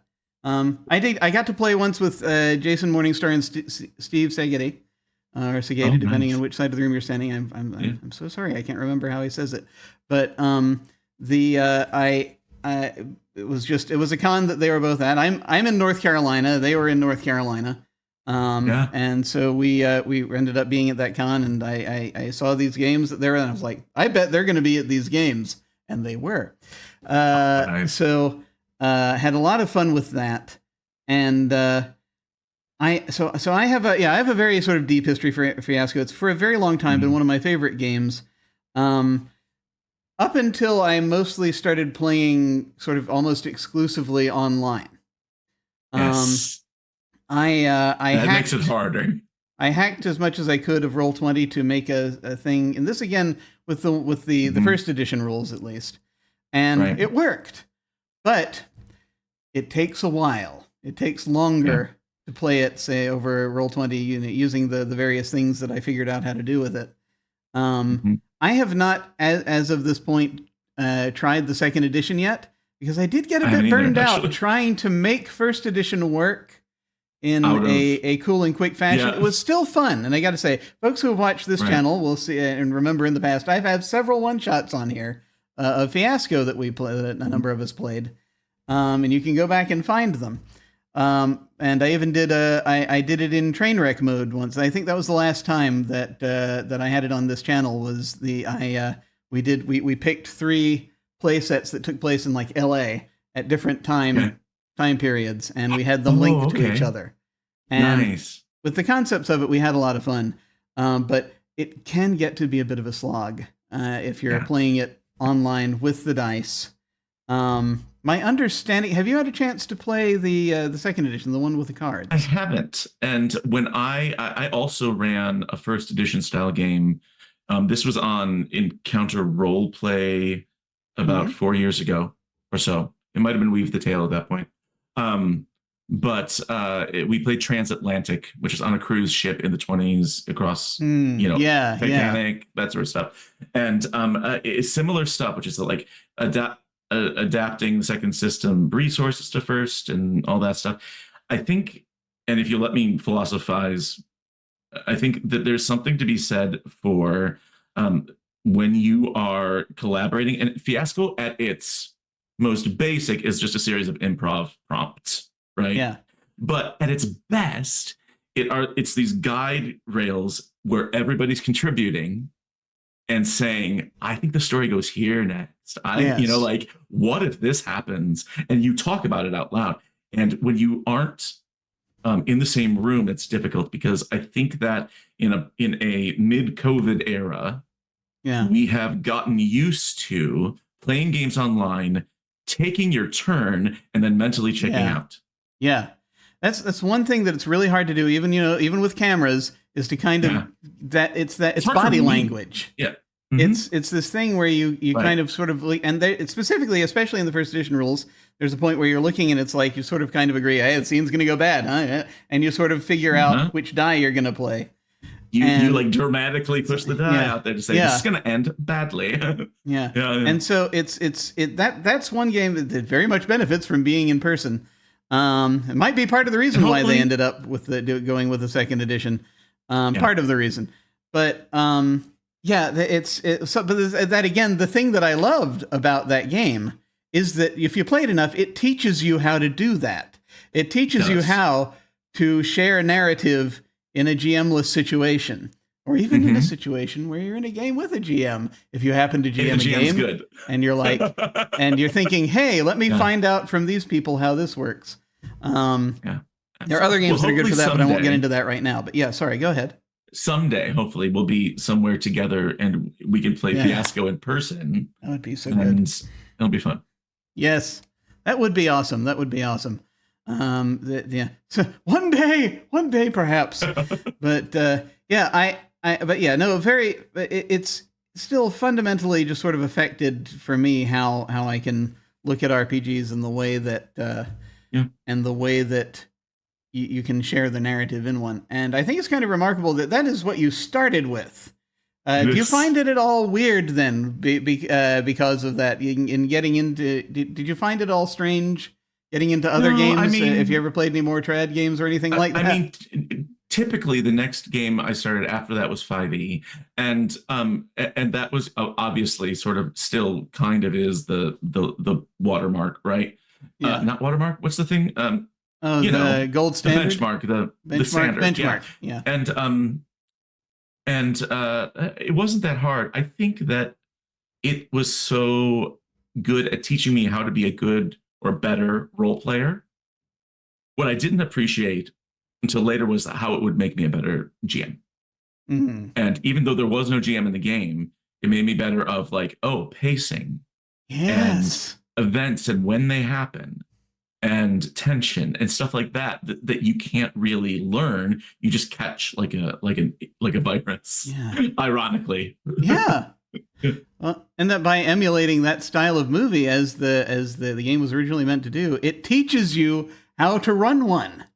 Yeah. And so Coen Brothers movies are great because they're not all the same, but they all have similar pacing qualities. Yeah. They're all headed toward the same kind of train wreck almost. Yeah. And but you'll see something beautiful in the middle of it. Excellent. Yeah, absolutely. Well, we could ramble on about this for probably a considerable amount of time, and probably will at some point.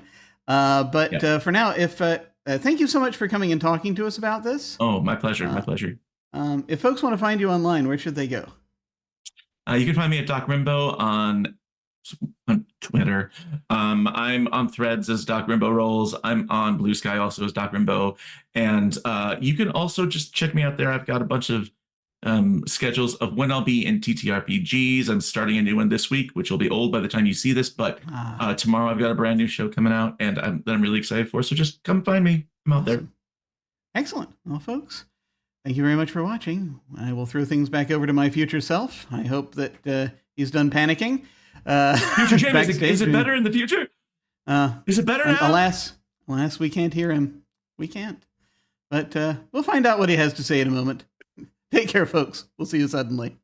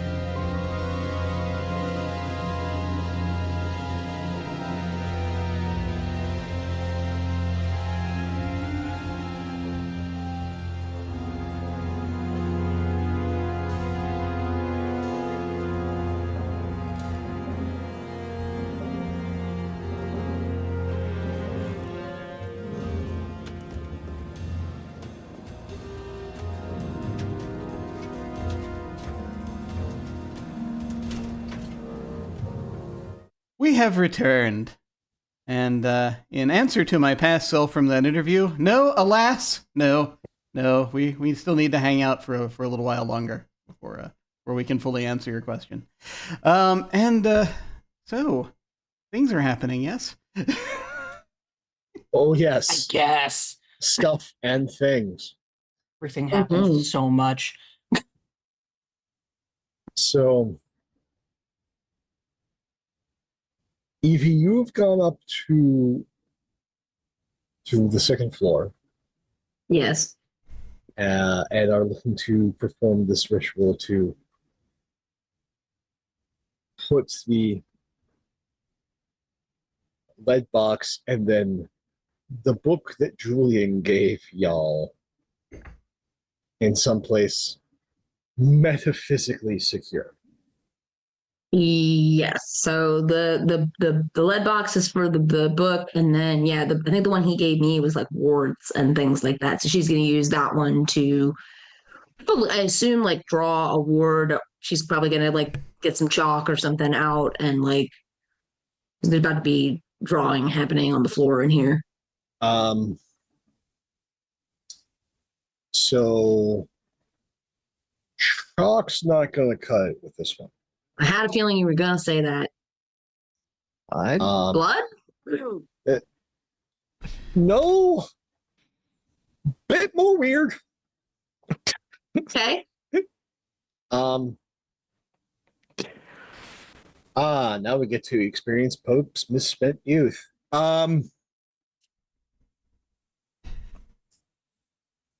So what you need in particular is the thigh bone of one of two creatures. You need to break it off into a point and then scrape a circle, a warding circle, into a floor with said bone. Did her uncle give her said bone? There was a little bit of rattling in the lead box. Okay. And you pull out a chicken bone. Oh. Which you must ritualistically snap, then sharpen to a point, and then use that between your thumb, forefinger, and carve. Otherwise, you'd have to find a raccoon. Hmm. All right. Well, she's kind of grumbling to herself as she does this. Yes, this is far more intensive than what you signed up for. Yeah. But she'll get started on the process. Yeah, as you're cutting into the wood floors. Yep. Ah. Yeah, she'll pick one of like the smaller rooms up here that we don't use as often and then just start going at it. It is a tedious process. Sounds like. But again, I love that this game assumes competency. Yeah, you complete the circle. Now I'm just going to have you give me an occult check to see how strong the circle is. Awesome. Ooh, let's do that.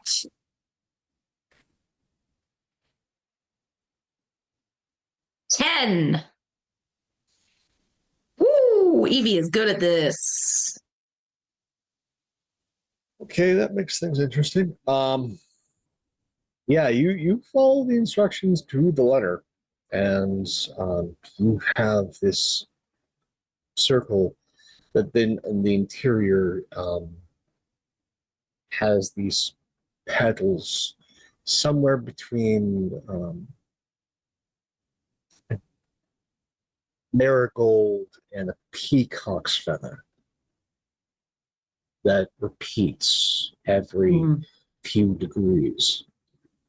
And then in the center of it all, upon the spoked wheel, sits the lead box.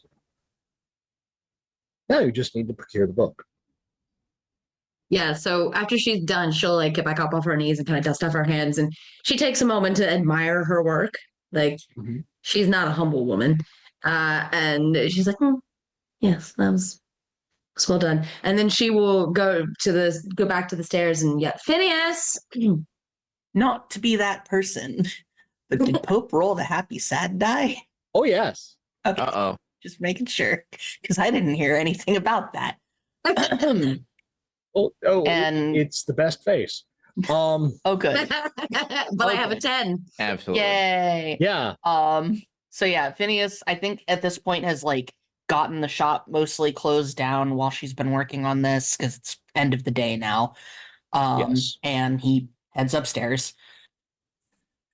And yeah, she'll direct him over to the room and she'll say, "Some of my finest work, if I don't say so myself." But just did. But what? But you just did. Yes. Say so. Yes. Yes. Well, it's a turn of phrase, Phineas.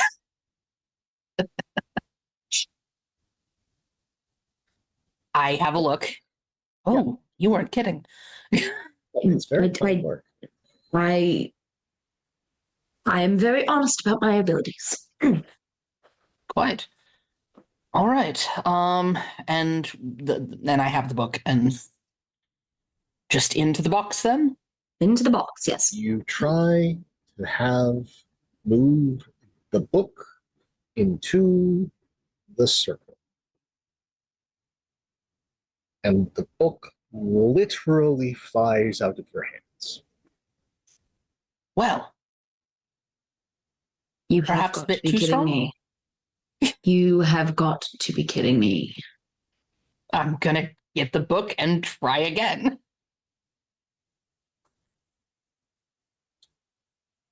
My grandmother had a phrase Uh-huh.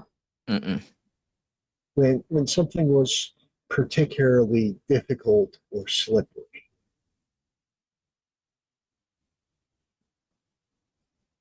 It's like a greased up 2-year-old avoiding bath. Mm-hmm.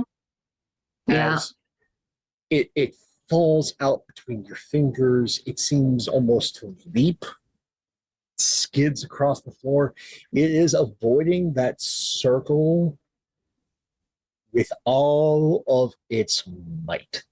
I think there's this one scene that I have in my head of Phineas like backing his way into the circle with the book held at the edge and then trying to pull it through instead of push. It smacks against the wall at that point. Can Evie help? Like if we forehand this, can we get a little bit of a tighter grip on it to get it down into the circle? You would think so. We just have a several minute like montage of Evie and Phineas trying to get this wrestle this book into in various ways.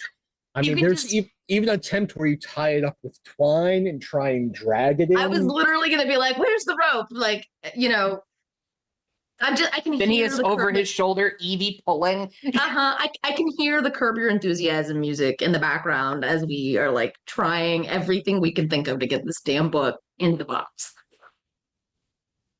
Yeah, it is refusing. Okay. And hear me out. Okay. We take the lead box out of the circle. We put the book in the lead box. We close the lead box. We go into the circle with the lead box. If the book doesn't see where it's going, it won't get angry. If we it's were like a cat, we just have to put a towel on its head. It's like our bird. If we were to pick up the lead box and put the book in it, would that disrupt the circle? Technically, yes. Okay, so book burrito out here. We don't have any other lead in here, do we? Oh, okay. Phineas, this is going to be strange. Just kind of bear with me for a moment. And then she's going to turn to face the wall and she'll be like, are you in there? And do you have thoughts on this? I'm not in that book. No, I know you're not in that book. I meant, you know what I mean. Don't be difficult. You're the one asking for my help. Well, you're the one getting a free ride. It is most certainly not free. It sure seems that way from my perspective. Well, of course it is, love. You're the one that's meat. Okay, this is neither here. I know she can only, Phineas can only hear. She like, Yeah, like she's having a conversation with a wall. Are you going to help or not? Well, that depends. What do I get out of it? I don't know. Name your price. I'll tell you if that's acceptable or not. I'm not burning the book before you asked. God, this is just like talking to Lillian. This is fucking. I don't care. I don't care. Argue with the wall. There is this deep, prolonged sigh. And she laughs. She's like, I'm not stupid enough to do that. Stupid is such a strange word. Okay. Let me put it this way. You drag your current friend and your associates to Edinburgh. Skip the movie tonight, and then I'll help you with your book problem.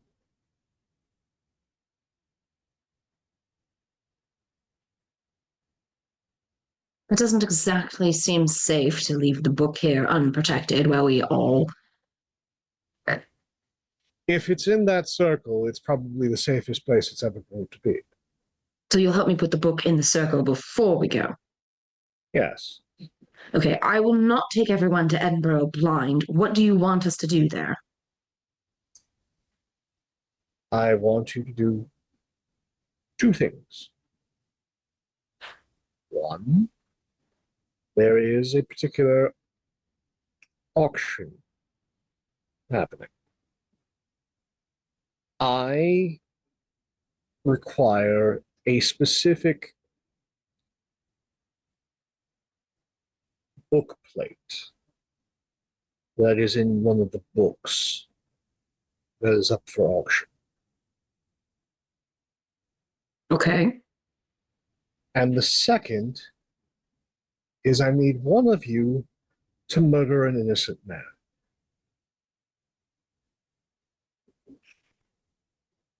All right. Can you... Is it a specific innocent man? Oh, yes. Or just... All right. Can you share this person's identity? Oh, you already know him. Lillian's been tormenting him for most of his life. Oh, Oh. Oh, well, she might be disappointed by that. All right. Let me go talk to the others. And she turns around to Phineas. She's like, I think we all need to have a chat. From the sounds of it, yes. I was getting your end of the conversation, dear. You were speaking out loud. Yes, I know. We should go talk to the others, though. And Right. she'll like before or after we put the book in the circle? No, that would be before, because I don't think we're going to be able to get the book in right now without some sage advice that I have been given a price for. As you're heading downstairs, Mr. Dorn, get her to get the rest of them to actually say yes to this thing. That expedites all of our problems, both yours and mine.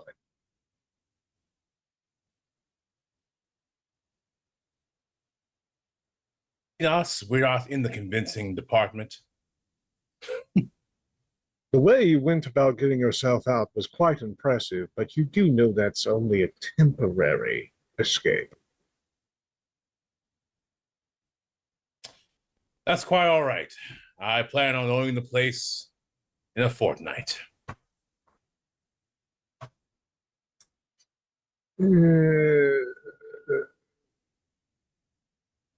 I know the current management, and you do not have a snowball's chance, sir.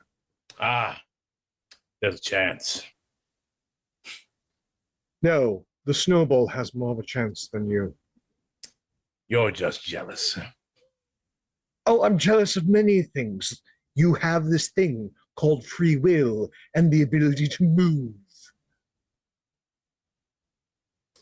Well, already a leg up. Leg, get it?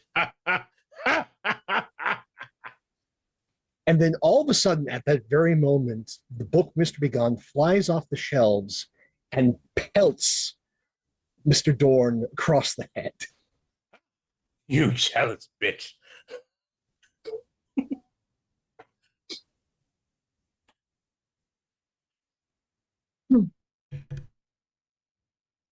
Ah. Ah. And Matthias, are you quite all right? You're bleeding. as the two of you come down, you see the book fly off the shelf and just smack him. Oh dear. It's on to you now, is it? It's fine. Well, in a manner of speaking. Lillian, Kenneth, might we have a moment? Which happened this time? Do I Oh, have to no. brace myself before coming down? Can I, nothing's happened. if I may take a bit of license, Kenneth might not actually be responding to this. So Oh, you do because not you had the see Kenneth. evening off. Yes. I think yeah. he and Nev might already be across the street at this point. Yeah. Oh, fun. I love this. I love that. Like, they're across the street. Grace is waiting across the street. Shit. The 3 tables are now occupied. Shit. Okay, go ahead. So we'll have to find Kenneth, I suppose. So the book does not want to go in the circle. I have asked a Entity. Source. Entity. source. She repeats a little louder, but she kind of gives Matthias like a look, like source, for some advice on how to get the book into the circle, and in exchange, said source would like us all to go to Edinburgh, presumably to the same auction that our friends at the other shop have gone to Edinburgh for. And also and to acquire something there, and then also to kill your ex-boyfriend, Lillian. What? That was the price.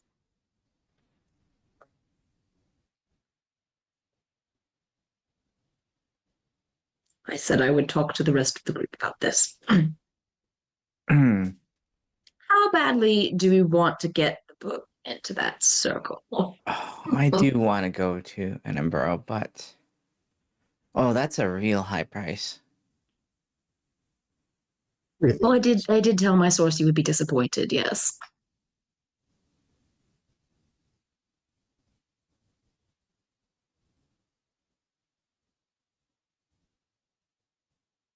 If I'm going to lose my favorite toy, what do I get in return? The joy of sticking it to our friends over in the other shop. Oh, I could do that anytime. This is business and pleasure, and that is costly. The removal, at least for some time, of a problem which doesn't make it your problem anymore. But it's your problem as well. But it is your problem. You have ownership in the problem. You should divest yourself. Yes, but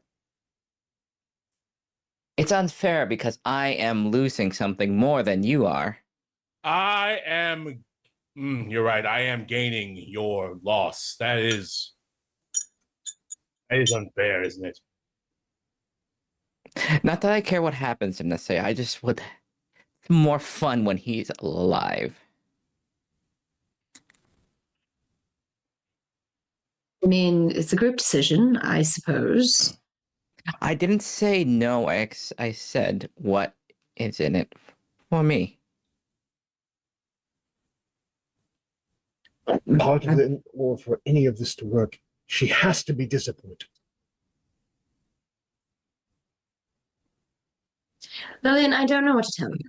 I mean, you've played with this poor man for years and years. You clearly don't like him, I think. It's complicated. Yes, well, perhaps then what you gain is an opportunity to reduce the complications in your life. But that takes away the fun. I don't. What do you want me to say, Lillian? Fine. You know, I want you to convince me. That's not. be convinced. You cavort with all sorts of things. Convince one person, and that's me. Are you admitting, for after all these years, you might in fact be a demon? No, I mean, he's called me demons that. have more, but demons aren't nearly as cruel as she is. To be quite honest, I mean, we're nowhere near as creative, and we do not take our time as much as she does. I mean, I could introduce you to some contacts in hell if you're looking for a new job. Mm-hmm. Honestly, No, she'll be looking for a new toy. She could do well down there. I do want to make a Jedi Pro, but could I? Oh, let's make this thematic. I will for both of you, since both of you seem to want something. I want a favor. No questions asked from each one of you. Well, What, we're me only too? asking. No. No. We're asking you to do one thing, so that we are going to go and help you with. So I don't think 2 favors is fair. Okay, then. Not 2 favors. Both of you for one thing. Wait. Is this a Therefore, thing? we all lose something and we all gain something. You owe me, and I let Peter go, as much as that pains me. Wait. How are we both going to owe you a favor and serve that favor in an equitable manner where we each share the burden of the favor? Have you worked out that math there, Lillian? That'll become when it's time to pay. And I have time to think. Oh, for But the heaven's offer's sake. there. Does it matter which one of us kills Peter? Peter. Peter? Honestly, no. I mean, But I you have to can't be even get there. creative with it. Also, I have to be there if he is. I mean, Look at him. technically, no. Any of us could do it. So All I right, suppose easy enough. if- Lillian, you're the one to kill Peter, and you get to take as much time as you like. I still get those Within favors, so. I don't necessarily need her to kill him. Look, how No, about no. this, Lillian?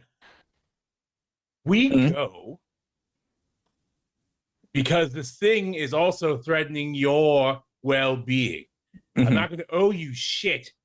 And if you don't want to go, I will go stab Peter myself and send you a fucking telegram.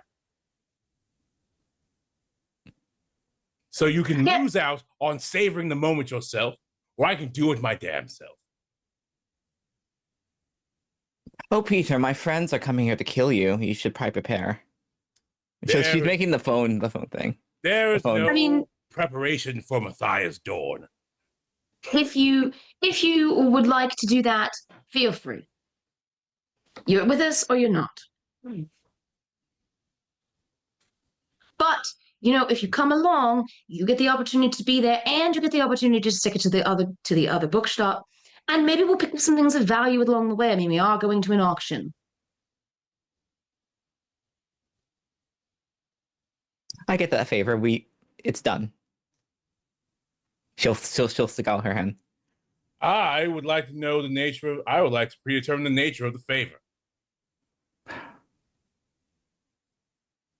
It's not anything that will get you killed. There are so many ways to die. Can't guarantee that. It will be on my appraisal, not anything that I wouldn't do myself. So we're never for my mortal self. So we're never going to do anything.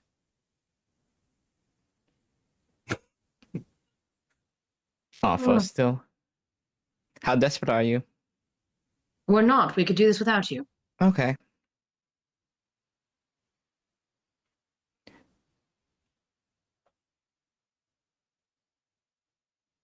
I just stare at Lillian like, well.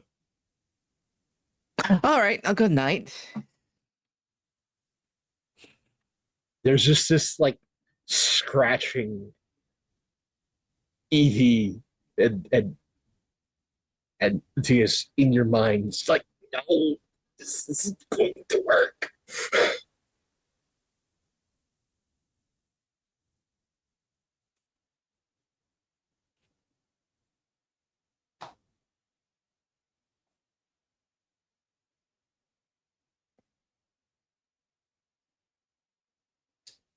Oh gosh, I can't believe I'm about to say this.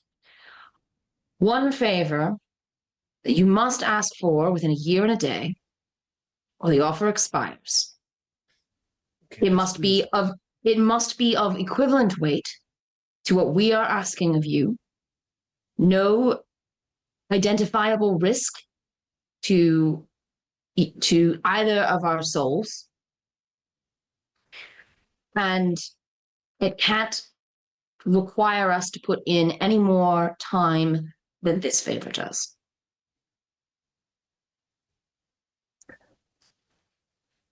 Well, then I see you really want this done. So, sounds good to me. Matthias? Fine, if that's how you want to gamble, fine. And Evie will shake Lillian's hand. All right. One object, one auction, one dead man. Lillian, when you shake Evie's hand, Mm-hmm. it does not feel like you're shaking Evie's hand. Okay. The hand is immensely heavier and deeply cold. That was a very binding agreement we just made.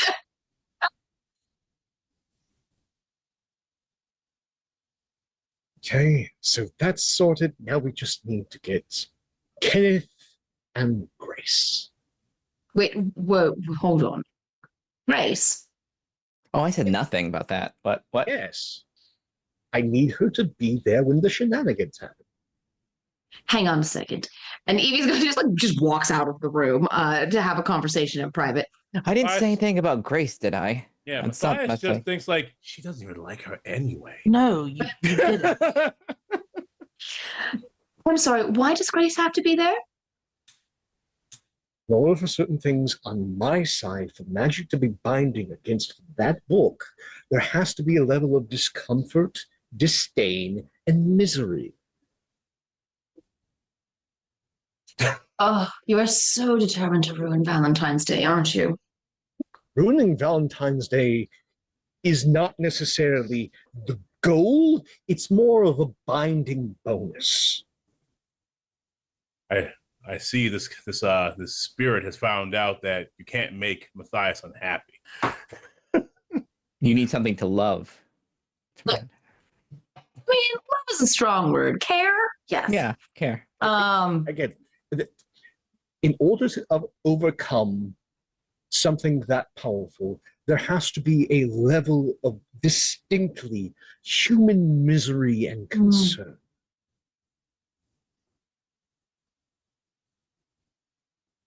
All right. Lillian's disappointment, especially when one of you does the deed and does it quickly, will be so good. And then, on top of that, having to try and hide all of that from Grace and try and keep Kenneth from being blamed for all of it is going to make this work beautifully. Oh, poor Kenneth. It seems like an awful lot of effort to go to.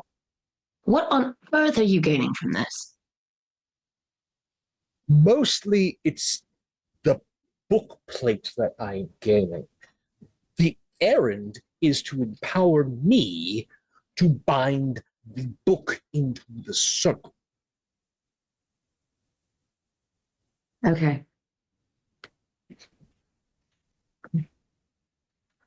All right. Fine. And Evie will come back into the main room. We need to go talk to Kenneth, and we also need to talk to Grace.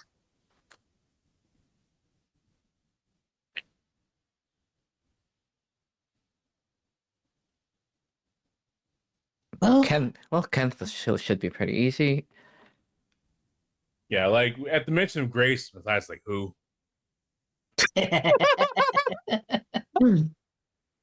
Evie looks at Matthias and is like, yes, haha, very funny. I just, I would need to be a troubadour to keep track of you. Yes, well, I had hoped to keep this one a little longer. Ugh, I have a feeling I will be. I have a feeling I will be single once again after this Valentine's Day. Across the street we go. Oh, well, you can find other Grace at some point. So there is now, thanks to an immense amount of labor, effectively a series of suspension bridges across the street. Oh, no. Disappeared in the last hour? God. Yes.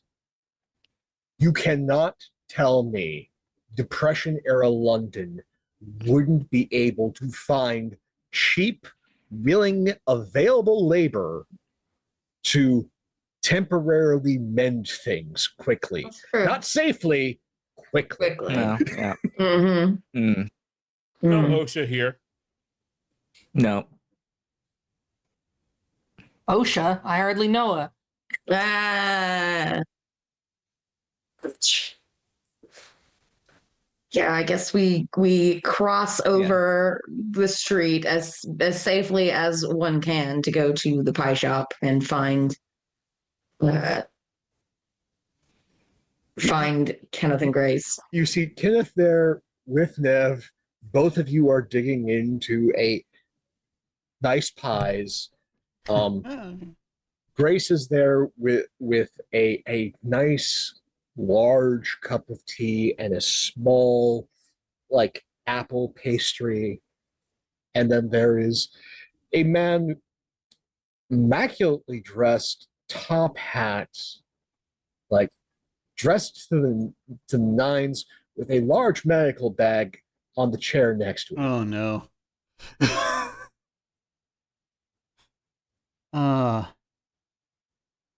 So, you know that hamster wheel I may have mentioned that operates in Kenneth's head?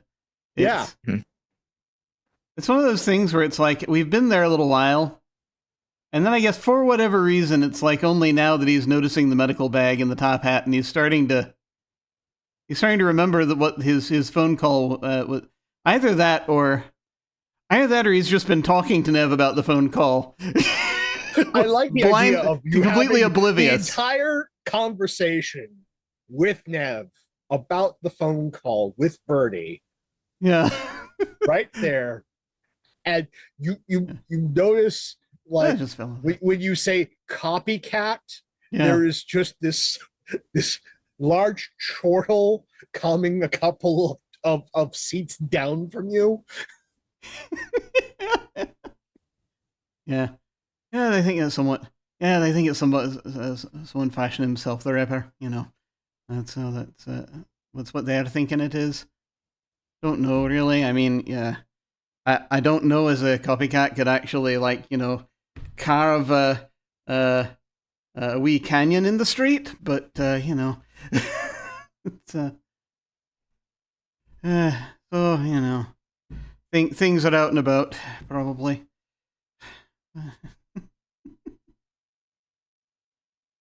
And as you finish up this sentence is when you see in single file everyone from the store coming over the suspension bridge. Huh. Wonder what oh, that's strange. Are they all coming to see the Dracula?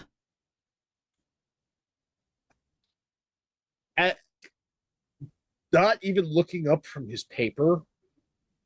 It's apparently a really good movie. Hmm. Yeah. Yeah. I think. Yeah. We were thinking that we could use it. After all, it's been going on today. We could really use a distraction, eh? And he just sort of says to Nev. She just nods emphatically. Yeah. Yeah. Then he just looks at Evie and gestures. I was going to go talk to Grace. Ugh. If you want to talk to Grace, I can talk to Kenneth. Okay, let's do that. We've got to be on a train to Edinburgh fairly Oh soon. my god. Matthias pulls out his flask and does nothing. You're so helpful. Evie will go sit down next to Grace. Are we all at the same table, or are we at two separate tables? There's 3 tables set up outside on the corner of this pie shop, and it's like at the peak corner is the man with the paper, and then on the one like side of the corner is Grace at her table, and then at the other table alongside the other side of the street is Kenneth and Nev. Okay. There are 4 chairs at each table. I suppose Phineas will go with Lillian to talk to Kenneth because, if nothing else, his boss being the one to say he needs to go.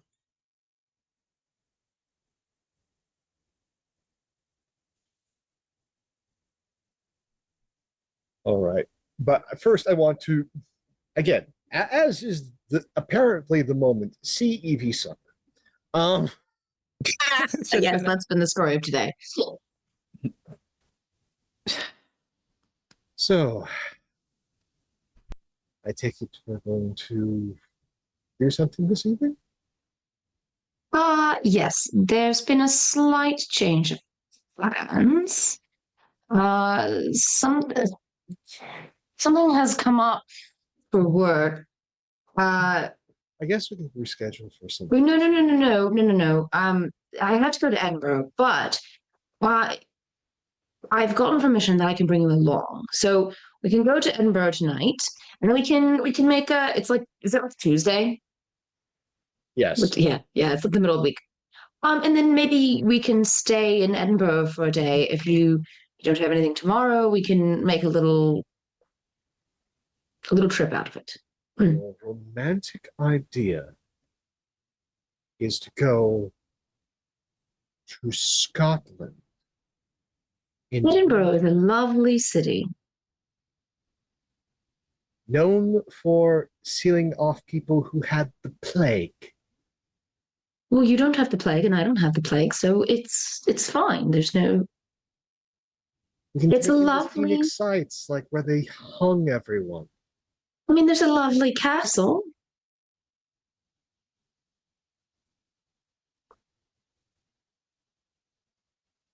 Sure, fine. We can take in Edinburgh for Valentine's Day.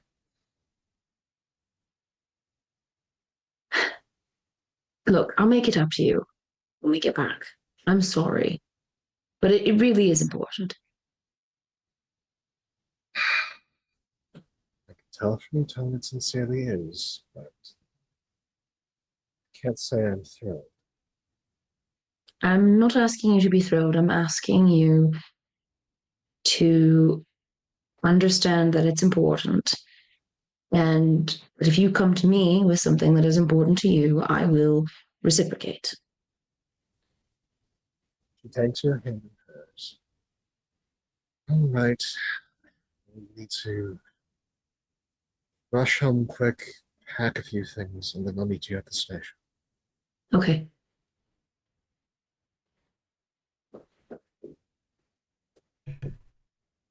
Does As Evie she look gets up like? and leaves, there's just a chortle from the man at the table. Ah, young love. What does Evie look like on her way back from that conversation? That's a good question. Mhm.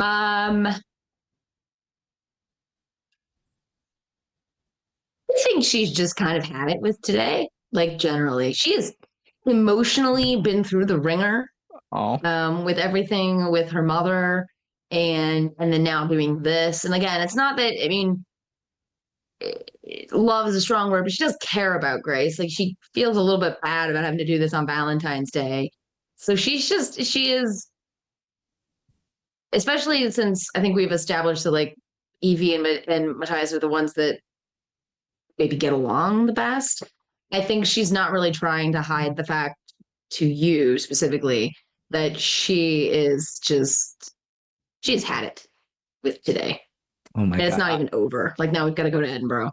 I, as a player, forgot that this is the same day. That's The same day. This is Same damn rough day. shit. It is the same day. She literally had a full-on mental breakdown earlier today and now is going through like this is a real test of her emotional stamina. Yeah. Oh my. Full-on mental mystical breakdown. Mm-hmm. Seeking out forbidden and terrible knowledge from one of the few relatives she has left alive and not damned. Uh-huh. And now dragging her girlfriend To a cross murder. country to go and murder Lillian's ex That's romance. I mean, on Valentine's Day. This is all happening. You know, when it rains, it pours. Don't tempt me, Frodo. We've already had one storm, yes, but what about second storm? You're going to Scotland. There's also a third storm, evening storm, dinner storm. Styles kind of quietly looks down and just says, "You actually like this one, don't you?" Well, as I said, I was hoping to keep her. But you know, I think the book needs to be contained until I can figure out how to manage it. And until I can figure out how to use it for what I want.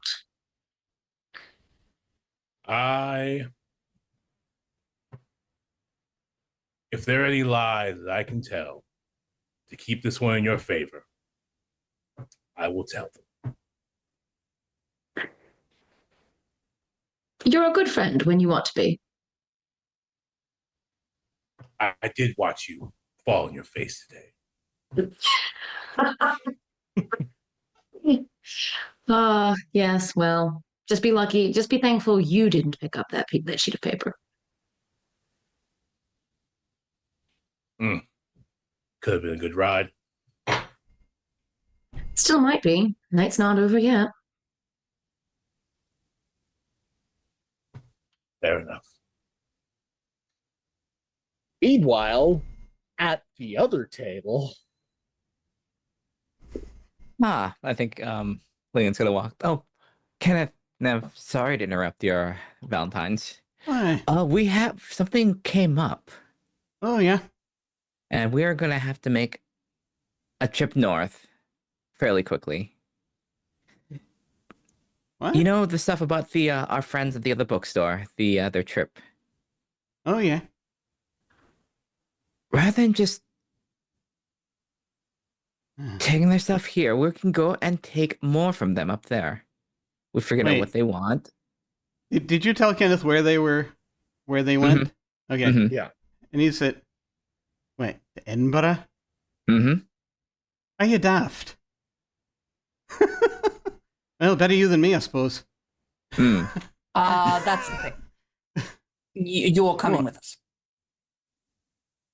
Edinburgh? Yes. Yes. Is this some kind of joke?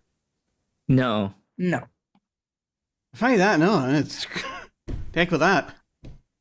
Oh, See? I am you not should've welcome seen- in Edinburgh. well, we can fix that. No you know. way. You can fix that, can you?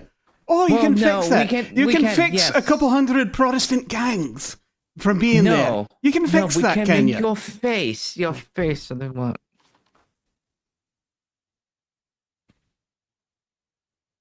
What on? I know. I What once what read- else would You did it. possess me?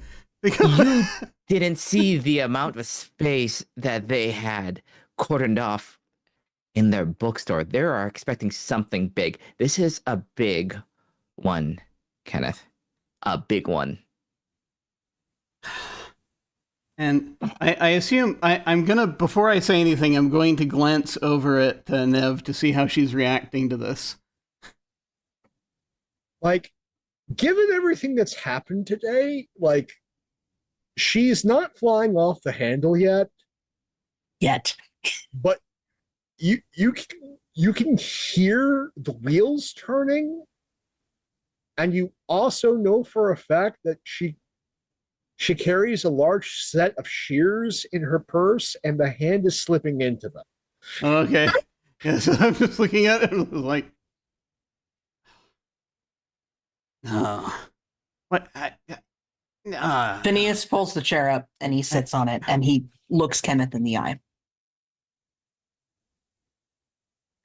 I would not ask if there were any other way. You know this. Any other way to do I what? well understand. What needs to be done? What needs to be done? What are we talking about here? Auction. It's not just the auction, Lillian. Come off it. Yes. We have to take care of some business. Take care of some business. Is this more of the weird shit that's been going on today? Yes. And you have to drag him to Yes. the place that is most dangerous for him on this planet in order to stop the weird stuff. That is what is necessary. If it wasn't necessary, I wouldn't be asking.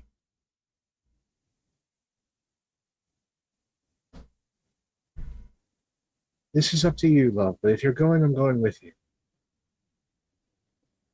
I cannot bring you in there.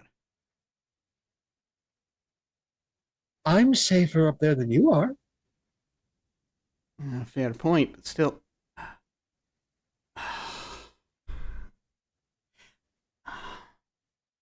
So what are you BSing about the? He says, looking at Lillian, about it being a big score. Mm-hmm. How big? We can stop by their bookstore and I can show you the space. They all left. They left that place empty. So, it was worth that. And I got the books for an auction. So, all right. Well, what exactly is it you're asking me to do up there?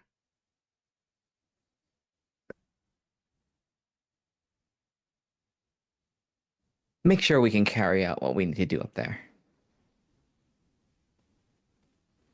Just going to lean forward quietly. You know, just if I'm taking your tone correctly, I don't just off anybody.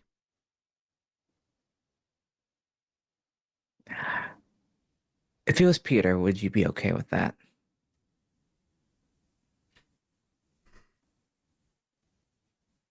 How long ago did Peter come over from America?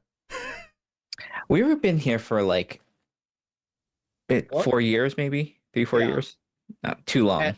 And you also know that of everybody at the rival store, he's the nicest amongst them. Hmm. He's maybe as nice as much as like William is mean. Yeah, like Dev still can't believe that the two were ever together, no matter what you've told her.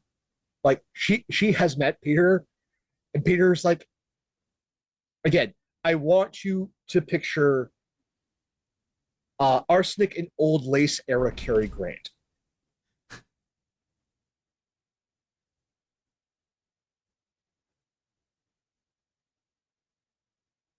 Okay. Well, if it makes you feel any better, he doesn't have any living relatives. They'll come after you. Oh. Well, he doesn't strike me as a... I mean, he doesn't strike me as a...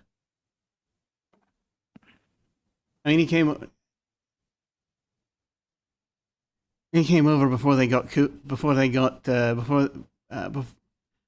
Hoover over there, right? So he wouldn't have voted for him, eh?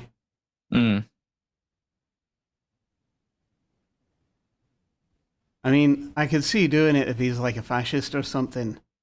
I mean, he's such a nice guy. Ugh. What it's irritating isn't how nice he is. Like, he's an American who still hasn't figured out that they don't tip over here. Oh no. And it's the Depression, so no one corrects him. Yeah. And then something like this, we'd have to cape it off of. And the thing I worry about a little bit is that we're gonna have to keep it off certain radars, like in particular, of one of the people who works at that store. He's got a sixth sense, it seems like. We can keep it off Miss Bruns. Does radar exist yet? That's an excellent question. I think it might have in primitive form, so I don't know if we know about it yet. Very rough. Yeah. Yeah. For us to keep it off of Miss Bruns' purview. As that one, I mean, the cut hasn't completely healed from the last time she stabbed me.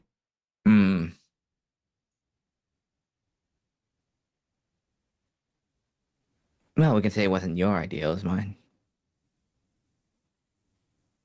Kenneth, you come with us. I'll make sure you make it out. Make sure nobody discovers what you've done. Because it would be as bad for me as it would for you. And I will personally sponsor a night between you and Nev sometime in the future to make up for this. You just sort of glance over. Like Nev just Right, kind of like there's a gestures like, I don't know if I still have a job. Oh, can I do? Can I like if I see like, oh, it was it. Evie's had a tough time. It's like, look at Evie. Evie has a lot tied into this. there's a big score here, yeah. Yes. And I just sort of glance over it at Nev and myself. We got a cut. Or it's no go. Give me a figure. Nev just immediately pops up 15%. Oh. Absolutely flat, cutthroat Scottish accent. Yep. Phineas looks at Lillian and looks back. I think Lily knows. Like, yeah, don't. This is. Oh no! Yeah. You haven't read the look correctly. Yeah. 20 for your trouble. All right then. I'll go back. Give me your house key. I'll get both of us packed.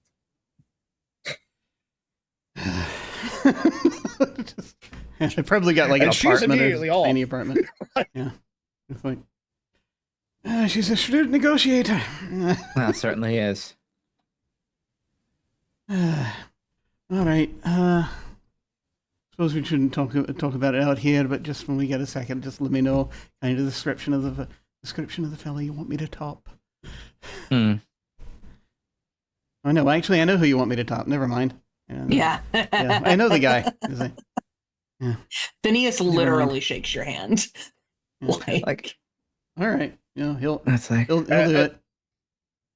well, it's not going to just be you. Yeah, I want to be there as well. So at least give me that. Oh.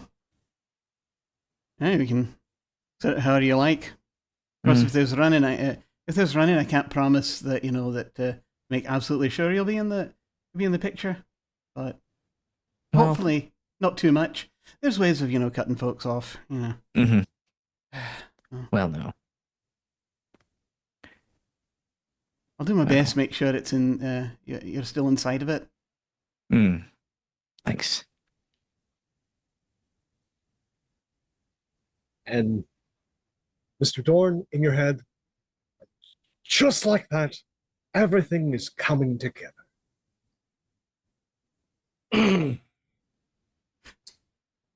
He takes his flask back out. My kingdom secure. And that's where we're going to end for the night. Oh my gosh. Oh, that was so good. Also, I will just say my apologies for being somewhat argumentative about that. No, that's good. I it was appreciate. perfect. Yeah, that was But good. the moment you started talking about Edinburgh, I just started looking. I was like, okay, what is this like? I don't worry. I have also dished out the being troubled. This is essentially Kenneth walking into the lion's den. Yeah. Yeah. And I just realized mostly Protestant. Oh crap.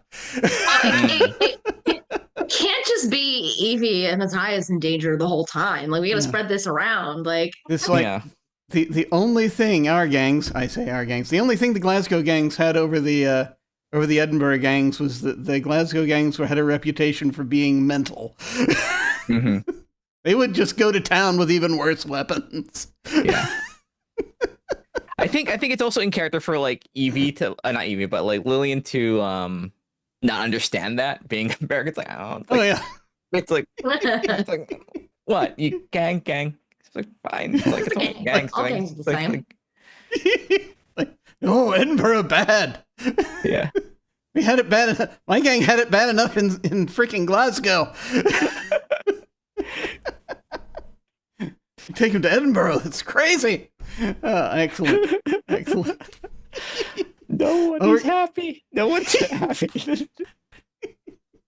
It's wonderful. Beautiful. Well, we're going to go ahead and go around and do our outros, where we just feel free to tell folks where they can find you. Feel free to plug whatever you like. And tell folks any final thoughts about this session. And once again, we will start, as we're going in reverse order, with our keeper, Pope. Hey everybody, Pope here. Pope will build over on Blue Sky and start playing games. First Business and Pleasure. Right now, currently have 2 40K games up. One on Saturday nights at 8 p.m. Eastern, and the other every other Saturday at 2:30 p.m. Eastern. I should have both the Urban Shadows and Exalted games up midweek this week, based on the going back and forth with admin. And so those will be for Urban Shadows, that'll be on Sundays, 2:30 p.m. Eastern. And then the other Saturday at 2:30 p.m. Eastern will be Exalted. If you like Exalted First Edition in the West, high seas adventure, maybe some undead pirates, maybe some demonic pirates, and there's definitely at least 2 volcanoes. Charms, sail charms.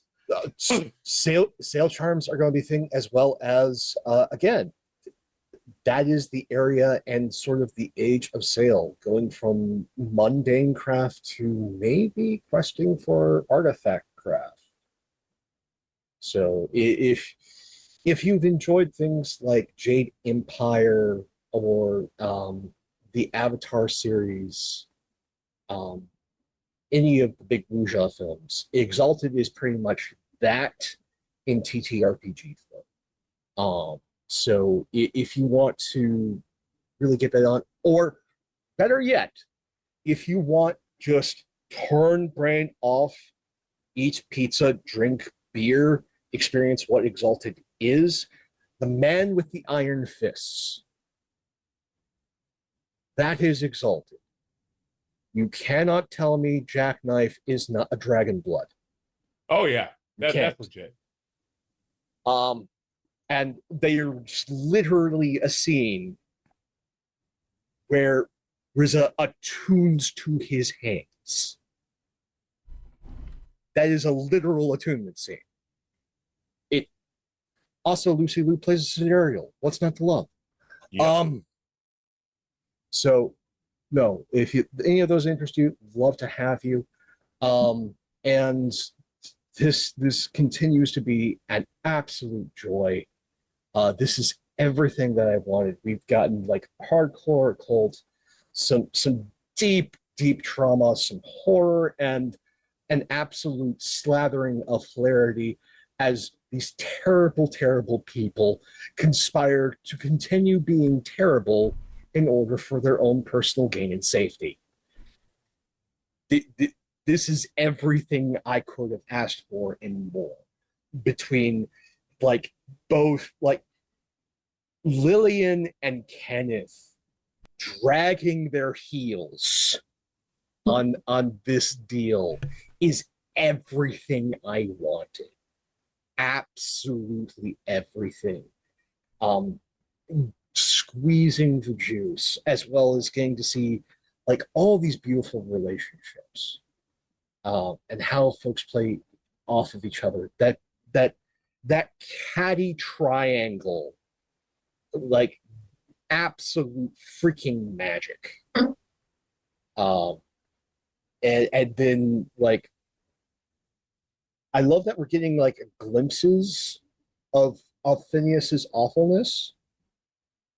And it like I love that it's sort of like Phineas is sort of like the slow burn, while we have Matthias, who's the bullet train to heck.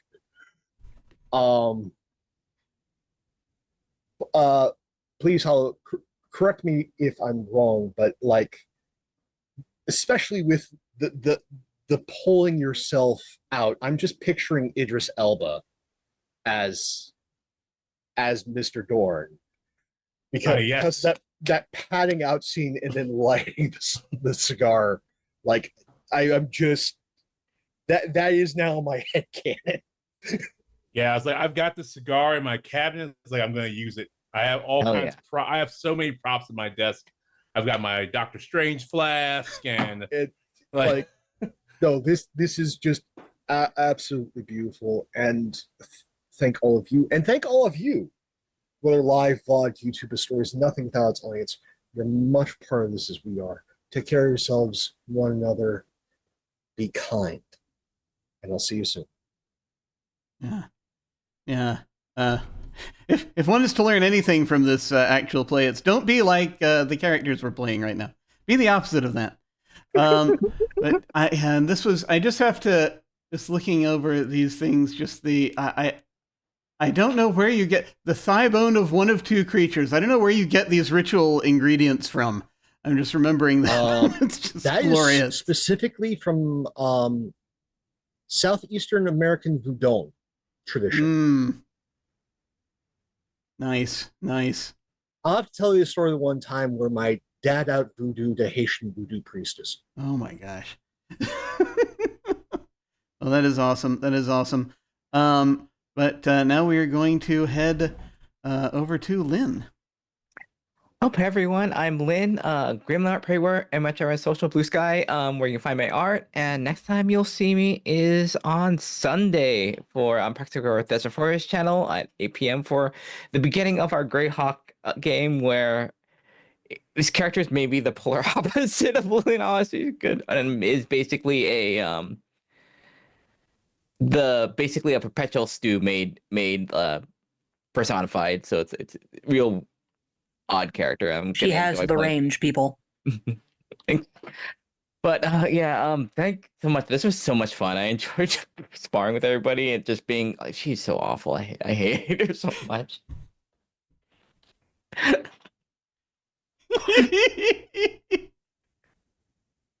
Oh, it's so good. It's Poor so Peter. good. Poor Yes. man. Poor But- man. Just that was just so brilliant. The deal that you were there making to sacrifice him, that was so good. I just loved that scene. It's like, well, I mean, it's practice, you know. If they're making deals with demons, it's good to get practice in sometimes, you know. True. I mean, in Absolutely. all honesty, I think Lillian is like, it's not necessarily the deal. It's just like she wants something out of it and doesn't want to, like agree too quickly or seem desperate. It's like, I want to fight for it a little bit. And the thing is, it is so beautiful. And for those of you who have the same sort of like Worlds of Darkness background, Lillian's immortal bargaining with the changeling, the lost changelings, I should say, when it comes to Evie and Matthias. Like that is what that deal was. It's just sort of like, it sounds scary. It's like, no one. And poor Evie, it's been like the worst day, and like Lynn's pulling this bullshit on her. It's like awful. It's okay. She's a tough cookie. She can take it. Yeah. It wouldn't She'll get her. Evie will get her payback on Lynn, I guarantee it, at some point. it wouldn't be a day ending in Y if Lillian and Evie weren't pulling some bullshit, especially Lynn. But you have something over everyone that she doesn't actually know that much about the stuff. She just sells the stuff, you know. Nice. Awesome. And now, speaking of Evie, we're going to head over to Danielle. Hi, y'all. I'm Danielle. You can find me on White Blue Sky and my Instagram. If you're into things like cosplay and general nerddom, you can check things out there. I am not currently on any other live stream games. This is the only place you can catch me. Yeah, today's super fun. I love the terrible, awful chemistry that this team has. It is, it's like it all just kind of snapped into place, and we're all terrible together, and it's wonderful. But yeah, this is definitely like the picture perfect. Like, I will make a character, and then I will make that character go through so much pain. It has been a day, and it is not over because we're about to go to Edinburgh. So yeah, no, I'm very much enjoying it, and I'm glad you are making use of all of the knives that I gave you. Having a good time. Oh, so good.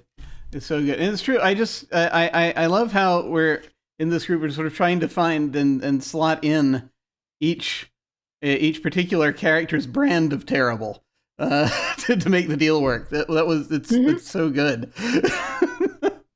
And I loved that scene where Evie is trying to corral the book. Yes. All the different things. And it's really great. It's really great. And now we'll head over to Hollow. Hey, I'm Hollow. You can find me at Blue Sky at Hollow Invective. This is the only place I'm really doing any streaming right now. If you have something, let me know, I guess. The game. Jeez. Like, I wasn't that last game. Obviously, I had some stuff going on, but like coming back to, well, you're kind of in hell. And it's like, well, all right, that's fair. I mean, that sounds like the character I made in hell, waking up after his morning coffee. Great. And but also like it's been said many times, with like the chemistry around the table has been great. Just the yes anding and the anti yes anding, which is like all the heel digging and like and the fuck yous and the banter and the cattiness and and the small quiet moments of like, well, I guess you actually do like this person. Shit.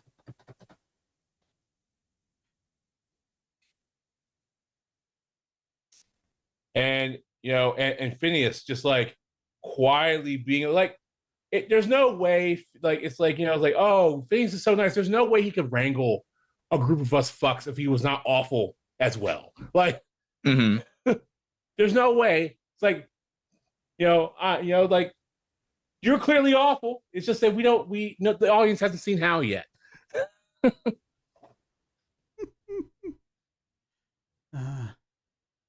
Awesome. And I love the Matthias just basically coming out with immediately just like, I'm the Prince of Hell, that's all. Just immediately jumping to that. That's so good. He has a lot of things, and apparently one of those things is the audacity. Yes.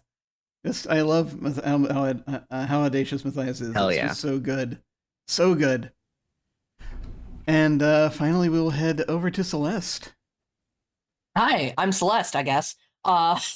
I exist on Blue Sky. I'm not really doing a whole lot of streaming and stuff at the moment. I am, however, over at Pope's tomorrow night's 40K game.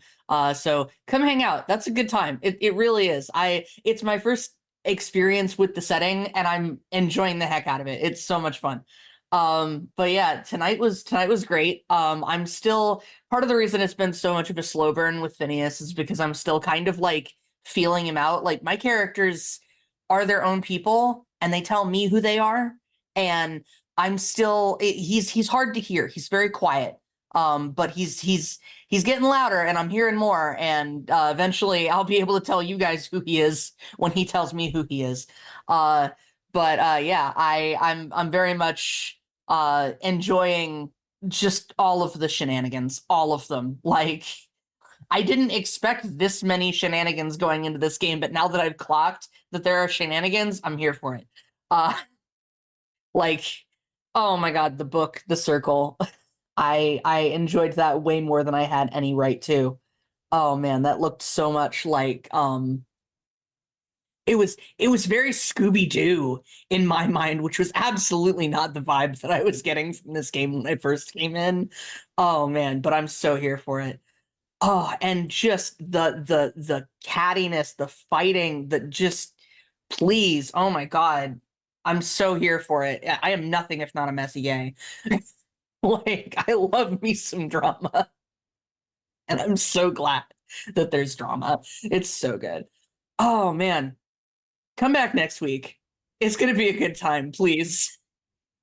Please be here. I want you guys here to see how messy this gets, because it's gonna be messy. So good. And yeah, I just loved how that scene when you were all sort of concocting the deal, and with just Phineas in that scene, just sort of trying to corral it and make it work, and just remember that line, Lillian, you're the one who gets to kill Peter. Just sort of, it's like, it was delightfully just comical in that just moment. It's just like, as though you're just talking about something casually, trying to deal with a thing in a classroom. That was so good.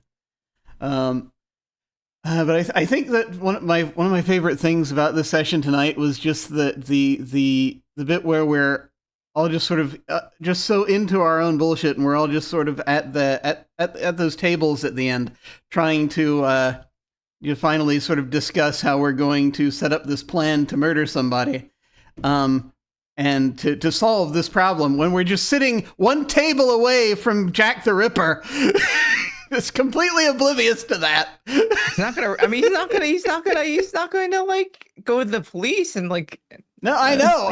No, it's great. That's his best place. It's the best. We are ignoring each other's like.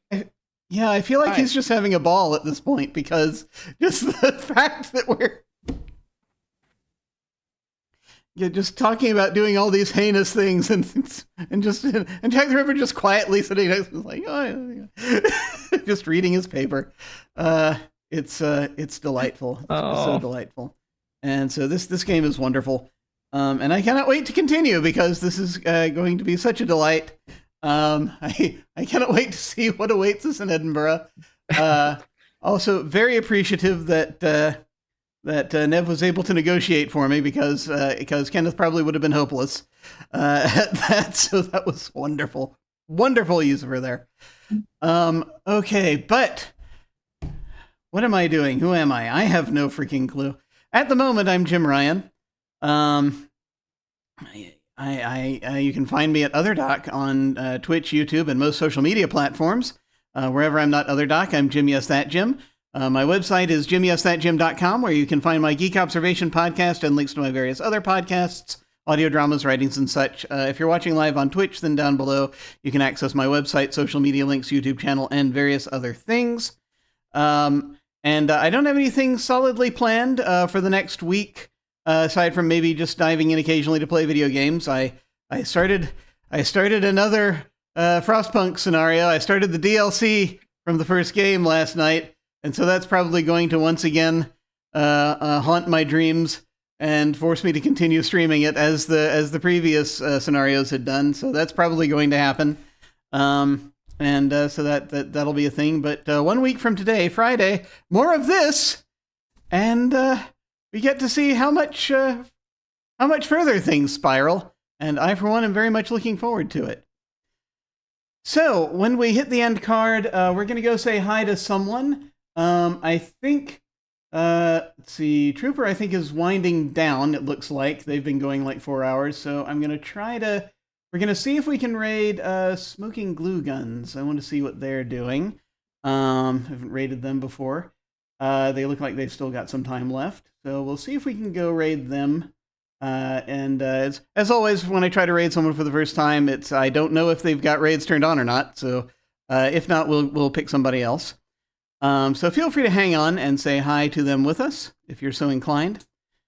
But in the meantime, folks, thank you all very much for watching.